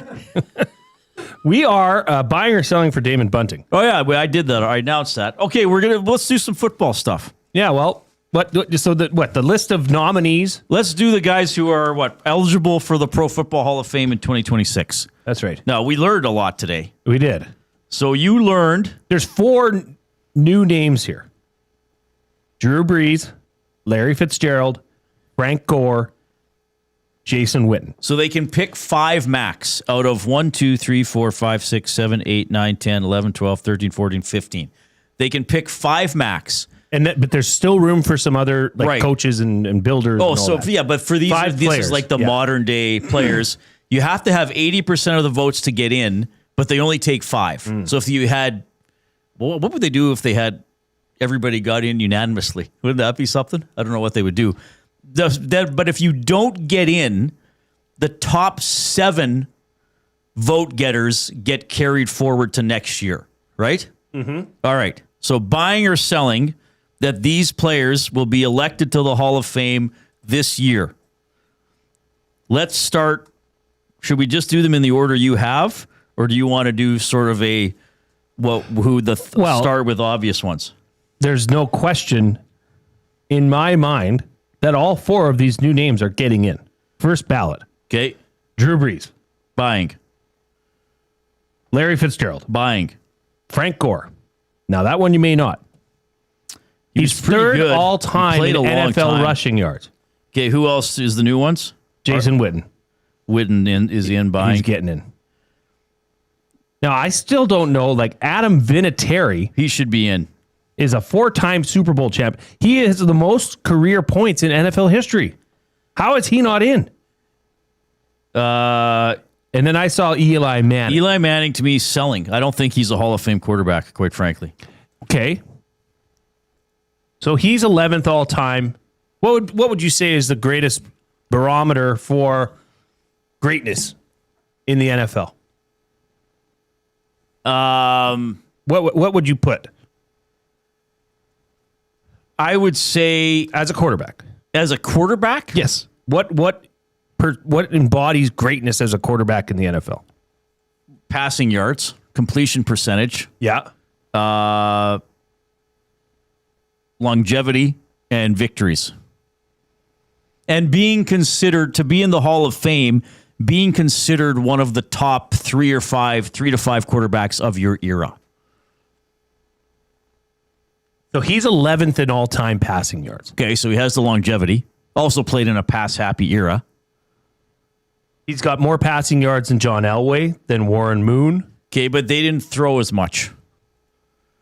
John Elway would have been considered one of the best quarterbacks in the league when he played. Right. But how many... Then John Elway picked up his Super Bowls later. Eli Manning was a 2-time Super Bowl MVP. True. Yeah, that is true. I mean, to me, that is, as far as him and Vinatieri are 2 people I see on this list, and I'm saying those are Hall of Famers. All right. So I just randomly picked a season that Manning would have played in, 2011. Was that sort of mid-career for him? Yeah, pretty much. He played, right back. That would be in the middle. So here were the passing leaders in 2011 by yardage. Drew Brees, who's better? Sorry, in what? Passing yards? Okay, so yeah, I'll say Drew Brees is better. Okay, Tom Brady. Matthew Stafford. Okay, then Manning was 4th. Aaron Rodgers was better than Manning. You don't think so? Yeah. Okay, I'll go with that. Sure. Okay, so now Manning was 4th in yardage that season. Fair enough. Phillip Rivers was 6th. Was Rivers not better than Eli Manning? No. As a quarterback? Not even close. Sure he was. No. Tony Romo. Super Bowls. Tony Romo. Super Bowls. I don't think Tony Romo's better than Eli Manning. Matt Ryan. Nope. Matt Ryan was a better quarterback than Eli Manning. Sure he was. No. I will. I mean, he may have thrown for more passing yards, but Eli took his team to 2 Super Bowls and 1. Well, Ryan went to a Super Bowl. Well, we remember that one. Roethlisberger. 24-3. Roethlisberger. I will give Roethlisberger. Sure. Okay. So we don't agree, but we do agree that of the list I read from 2011, at best, Eli Manning was the 6th best quarterback in the NFL. Yeah, so how is he a Hall of Famer? Okay, but then look, those names that you read me are all on the NFL history passing yardage leaders. I mean, that was a time. Right, but everybody in this era is going to be on the passing yardage. I know. So what era. differentiates, I think, and this is an NFL thing, is the Super Bowls. Particularly winning 2 and being the MVP in both of those games. I'm not dead set on this. Okay. I'm just trying to propose a different. Yeah, I'm trying to argue with you competitively. No, but it is good. Like, he's an interesting one to talk about. Yes. I think Vinatieri should be in the Hall of Fame. Yes. So I think out of this list, if we can pick 5 guys, I think we agree on 4. Breeze, Fitzgerald, Witten, and Vinatieri should be in the Hall of Fame. Now, some of the other names. Frank Gore, Torrey Holt, Luke Kuechly. Pretty good. I mean, Luke Kuechly, he was amazing. But his career was... Reggie Wayne. Terrell Suggs. Yeah, Reggie excellent Wayne, player. Kevin Williams, Darren Woodson. From the Cowboys. Marshall Yanda. No, I don't know enough about a couple of the offensive linemen. I mean, yeah, so that's tough. Darren Woodson is in his 18th year of eligibility of getting into the Pro Football Hall of Fame. So he just keeps getting enough votes to just miss. He's always in the top 7, but he never gets over 80%. That would stink. Just put me out of it.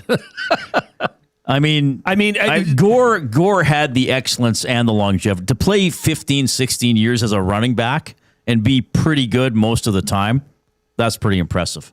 Frank Gore? Yes. Yeah. I'd have him above Eli. I'd probably have Reggie Wayne above Eli. I mean, hey, that's fine. Frank Gore, you know who he's behind in rushing yards? Emmett Smith. Walter Payton. Right. I mean, how do you keep him out? Right. How do you keep him out? It's not as if he had 4 good years and sucked for 11. No, he played for 15 years. Good quarterback. He played in the NFL for 15 years. But Suggs was pretty good. I mean, played on some great Baltimore teams. Wayne was pretty good. I think on this list, I don't have Eli Manning in the Hall of Fame off this list. Yeah, and Reid, I'm not. I wouldn't die on that hill of Eli Manning. Out of this list, I'm just presenting a argument that says that he does fine. deserve it. You think he's more deserving than I do? That's fine. I mean, if Drew Brees is not on this list, well, Brees was better than Eli. Yes. I don't think there's a debate. Nope. There. If Brees is not on this list, then that makes Eli Manning look much more because Brees attractive. had the excellence and the longevity and the stats. Yes. Right? So he's a complete package. He's a no-brainer lock. Get him in. It must suck for like Willie Anderson. He's a tackle. Like, how do you... Well, that's the thing. I don't... You know? I love watching the NFL. Unless the commentator is telling me, I don't know if a guy's a good offensive lineman. At least with, Eli Manning and Drew Brees and Jason Witten, you can look at tangible stats. That might not be the case for O-line. Well, it's not the case for O-linemen. Well, yeah, you kind of have to rely on the... According to this, Eli Manning's record was 117 wins and 117 losses. Like, I can't put him in the Hall of Fame. I'm sorry. I know, but the Super Bowl victories, championships, MVPs are the one and like the biggest one, the biggest element of this discussion, specifically for quarterbacks. Okay. No, I get what you're saying. I think it's like Dan Marino. I just think if you're picking someone for the Hall of Fame, it's a little dicey if you say, well, I'm going to use championships as a tiebreaker. I mean, yes, great. I think any position. I mean, what do we get all the time from some people? Not a lot, but we hear you, and you hear it more now that you have this type of a job, that you do this with me. Well, McDavid's never won a cup. Seriously? You don't think he's one of the greatest offensive players of all time? Well, he hasn't won a cup. That's a fair okay. point. He hasn't won a cup. Doesn't mean he's crappy. Doesn't mean he's not elite. So does Eli winning a couple championships make him elite? When there's a lot of sort of, to me, middling things about his stats or above average. Like, it's not the Hall of Very Good, for a cliche. If it was a Hall of Very Good, a lot of these people would get in. It'd need to be a bigger hall. It'd be a bigger hall. We take over all of Canton. They'd have to build one by Sangudo. Have you been to Canton? Yes. You have? Oh, on your road trip with Jay. Same day, we did Pro Football Hall of Fame, Rock and Roll Hall of Fame, and who were they playing? Indians against... Oh, I can't remember who the game was against. But anyway, yeah. That was all in one How day. far away from Ohio, or Cleveland, is Canton? I think it was like less than an hour. It's an outskirt. Like it's kind of like a suburb-ish. Suburb. Yeah. Chris in the Nasty Chat says, I heard the TSN World Junior panel called Jeff O'Neill a glue guy. I find it disrespectful to Jay Milne. He is the one and only glue guy. That's right. Now, a glue guy is a title, is a position. So I think it's okay to call someone else a glue guy, but you are the glue guy, or you're just glue guy. I am the glue guy of EST. Right. For most certainly. Right. Like it's become like your title almost. I probably am the only guy with a Glue Crew sweatshirt. Right. So I think it'd be kind of like saying... I should mail him one. You should. It'd be kind of like saying Koob is the king of the technical desk. It doesn't mean you're putting him in place of King Charles. No. So I think it's okay if they say, well, Jeff Neal is our glue guy, but Jay Milne is the glue guy. I think that's the way I would make it more acceptable for everybody. Apparently, Brett Kulak has an assist for the Penguins. Good stuff. There you go. 5:41 words of the day coming up. Don't go anywhere.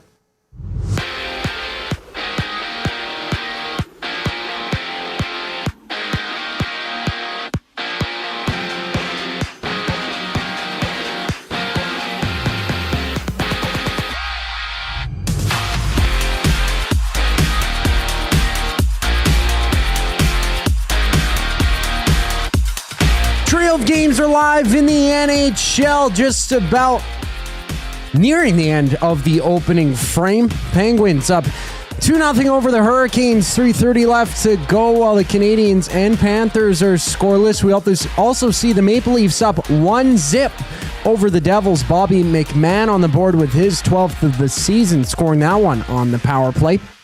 In SoCal, the Kings have activated Darcy Kemper off the injured reserve, sending Phoenix Copley back to the AHL in response, with Kemper being out since December 16th with an upper body injury he sustained against the Stars. WHL action, the Oil Kings play their final game of 2025, battling the Hurricanes on the road at 7. In NBA news, Nikola Jokic will miss at least a month after hyperextending his left knee last night against the Heat, limping off the court at halftime. Jokic did not return to wrap up the game.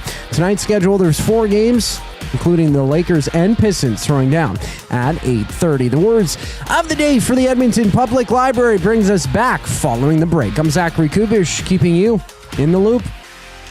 Our subs are freshly toasted, stacked high, and crafted to satisfy. Each sub is piled high with premium meats, melty cheese, and toasted to perfection. Firehouse Subs brings bold flavor to every bite, all served on a freshly toasted roll. But we're not just feeding Edmonton, we're fueling it. Dig into the brisket hat trick, piled with slow-smoked brisket and melty cheese. Or go to the Firehouse Subs fan favorite, the Hook and Ladder. Made to order with smoked turkey, honey ham, and Monterey Jack cheese on a perfectly toasted roll. With 15 Firehouse Sub locations across Edmonton and the greater area, it's easy to grab a hot and hearty sub close to home. Firehouse Subs. Hot, hearty, made to satisfy.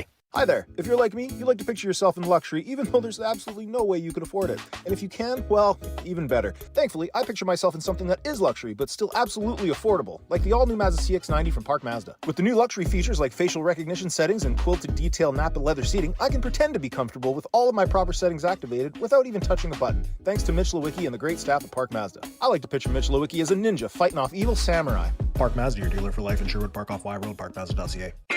Your brand deserves more than just a whisper, it deserves a buzz. At the Hive Product Marketing, they specialize in promotional products that bring the buzz. From eye-catching giveaways to unforgettable keepsakes, they got the perfect products to make your brand stand out and get noticed. Visit the Hive Product Marketing and let them create the buzz your business deserves. The Hive Product Marketing, the official merch partner of Edmonton Sports Talk. Visit them online at thehiveproductmarketing.com. Looking for a winning strategy for your retirement? Contact me, Joaquin Gage at K4 Financial, where expertise meets dedication. I will always look for a careful approach to your retirement, ensuring your financial future is secure. From tailored strategies to clear, actionable advice, I'm here to guide you every step of the way. Don't leave your future to chance. Get in touch with me, Joaquin Gage, today at k4financial.ca or email joaquin.gage@k4financial.ca to start planning for a brighter future and a more secure retirement.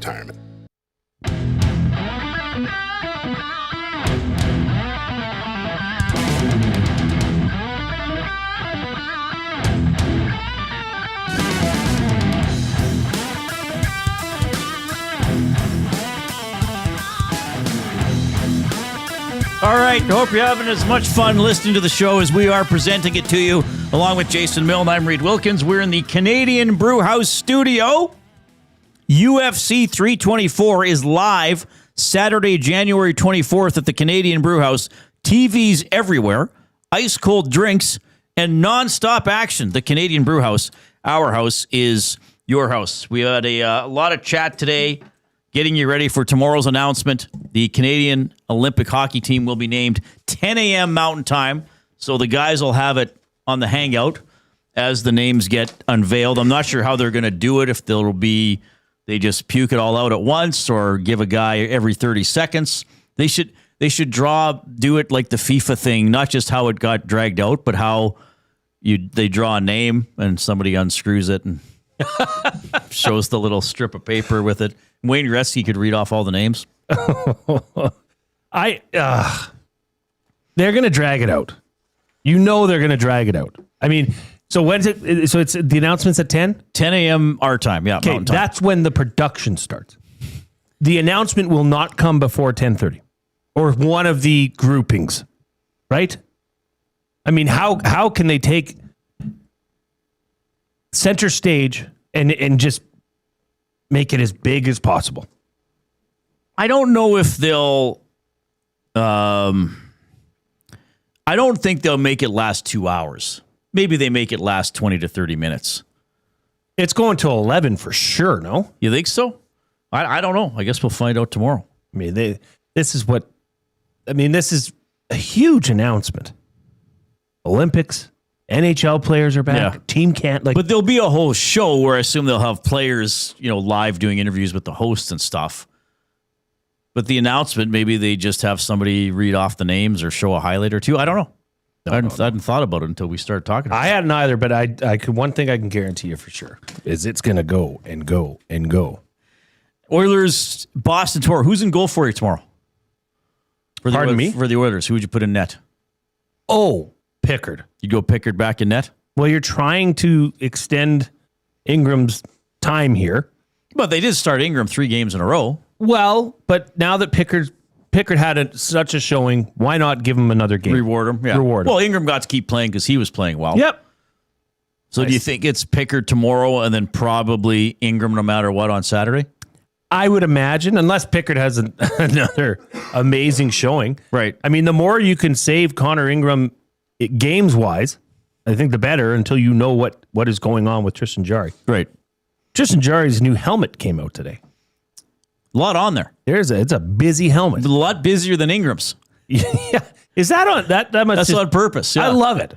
Like I think that's kind of cool. Just barely an outline of the team and he it plays looks for. like maybe a 10-year-old. Because remember, I was in the scrum. Somebody asked him, "Are you going to fill that in?" And he's like, "No, that's the helmet." Yeah, I think it looks awesome. And somebody put in the chat, I think Skinner, is this Skinner's first game with his Penguins one? Oh, today? I don't know if I saw that one. Yeah, I think it'll probably be Pickard tomorrow. And did he not finish the game against Boston and did okay? I know he got the start against Minnesota and took the loss, but didn't he finish the game against Boston and help preserve the win after Jarry went out? Because that's where Jarry got hurt. Right. Yeah. Correct. So, yeah, I think Pickard tomorrow, probably Ingram on Saturday, and then we'll see. Because then they play Tuesday, and then they go to Winnipeg next Thursday. Mm-hmm. Probably put Pickard in against Winnipeg again. Why wouldn't you? Yeah. So maybe they go Pickard tomorrow, Ingram for 2, and then Pickard next Thursday. I can honestly see a world where they go back to Ingram tomorrow. And if they do, I think that's a positive thing for Oilers fans. I think then that gives you a bit of a timeline. How so? Because I think a lot of people would get upset and think Pickard's being screwed. Probably, which is fair to think. But that might give you a better idea that what Jarry's timeline is. Oh, I see what you're saying. Okay. Right. If they're not afraid of burning games for Connor Ingram. Let's do our words of the day. They are presented by the Edmonton Public Library. EPL.ca is their website. Don't forget about the Intellectual Freedom Campaign. EPL won't tell you what to read, just where to find it. Intellectual freedom is your right to read, watch, listen, and explore ideas without barriers. Find out more, intellectualfreedom.ca. Hello, Norman The and Combine. word of the day with Reid and Jay. Oh, I'm sorry. Did I break your concentration? What do they got to say? Say what again? Say what again? I dare you. Let's find out. English, do you speak it? Then you know what I'm saying. All right, so yesterday I was 4 for 4. And the last show before Christmas, you were away. Justin Lawrence from the Alouettes gave me one word, perilous, and I was 2 for 2. I can't remember how I did on Monday when it was the Coob and I. I think I might have got 2 out of 2.25 out of 4 when you and I did it. Yeah, that sounds about right. So I'm doing okay last 3 shows. Okay. I'm riding a hot streak. You are. I'm so hot. Ooh. You can barely see the road from the heat coming off. We got to get that sound. Oh yeah, I should tape that revving engine. Because this is the only David Lee Roth that we have here. Whoa! Whoa! Yeah, but I'm super hot spelling these words. Terry! Happy holidays, Terry. Hey, what'd you do over Christmas, buddy? Okay. Okay. Word number 1. Indefatigable. Indefatigable. Indefatigable. Indefatigable. Well, I just am not sure if they keep all the vowels in there. I think they do. INDEFATIGUEABLE. Do they leave the E out? Yeah. So when I first looked at this word, I thought it would have said in. Well, the meaning is incapable of being fatigued. Like you do not tire out. That's the meaning. Yeah. So I'm disappointed I spelled it wrong. Okay, so it's all right. So it's IN for sure. Yes. DEFATIG. Yeah. Then they must leave out either the U or the E. Both. They leave out both. Oh, crap. More like Gable. I should have thought of that. So I left the entire word fatigue in there. You were too fancy. I was too thorough. Yeah. I added letters. INDEFATIGABL. See, at first, ABLE. ABLE. See, I was wondering if maybe this E wasn't here, but then I thought GUA. So they dropped both. Of a person or their interests persisting tirelessly. Right. Which you did get correct. Yeah, incapable. I said incapable of fatiguing or tiring. Second word of the day. That's a bummer. That's rare. I get 0 on the spelling and a full point for the definition. Quite rare. That'd be the most rare combination. Probably, yes. That'd even be more rare than getting both wrong, probably. Probably. Yeah. I don't know about this word, Reid. I don't know about this word. Here it is. Simonize. Simonize. I really enjoy the post from Waiters in the Nasty Chat. What did I miss? Full details. Do we have time to redo the show in 2 minutes?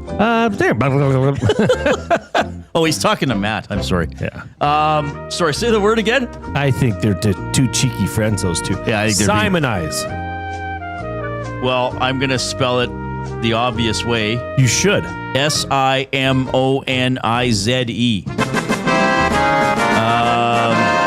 overthink them this either. Oh. Like, isn't this a brand? Yeah, that's what came to me. But I don't know. I can't remember what. Isn't it? I thought it was like a suitcase or something. No, No, that's Samsonite. So people are like, Reid's very confused. Simonize. I'm going to say to copy something, to mimic something. You know, I'm thinking of Simon Says. Right. To shine or polish to a high sheen. Oh. Especially with wax. But isn't Simonize a brand of car wash? Yeah, Simonize is a cleaning company. Oh, okay. Simonize Polisher. I got 2 out of 4. I don't feel too bad about this 2 out of 4 though. No, this was a because Simonize, that probably would have been a shot in the dark to get the definition. I mean, that's one of those either you know it or you don't.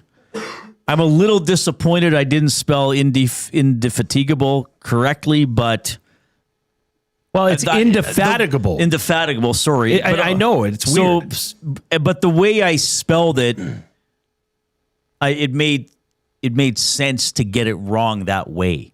You know what I mean? Like, I'm not happy about getting it wrong, but it's not as if it was like, wow, where'd you come up? Like, I don't think you were shocked that I attempted that spelling. No. So I'll take this 2 out of 4. Are you wearing a suit tomorrow? Yes. Should I dress up for New Year's? Do whatever you want. Okay. I'm not wearing a suit for New Year's. I'm wearing a. I won't wear my full suit on air probably. I'll dress up. I'll dress somewhat nice. Yeah, you don't need to wear a tux or I'll have a like collared shirt on tomorrow. So our live stream resumes at 6 a.m. with the Nielsen Show. I think JMO's in with him tomorrow, Dave Jameson. Okay. You can also get that show from 6 to 9 on 95.7 Cruise FM and all our live programming throughout the day starting at 6 a.m. on YouTube, on iHeartRadio, and TuneIn Radio. On behalf of the king of the technical desk, Zachary Kubish, and the glue guy, Jason Milne, I'm Reid Wilkins. Have a pleasant evening.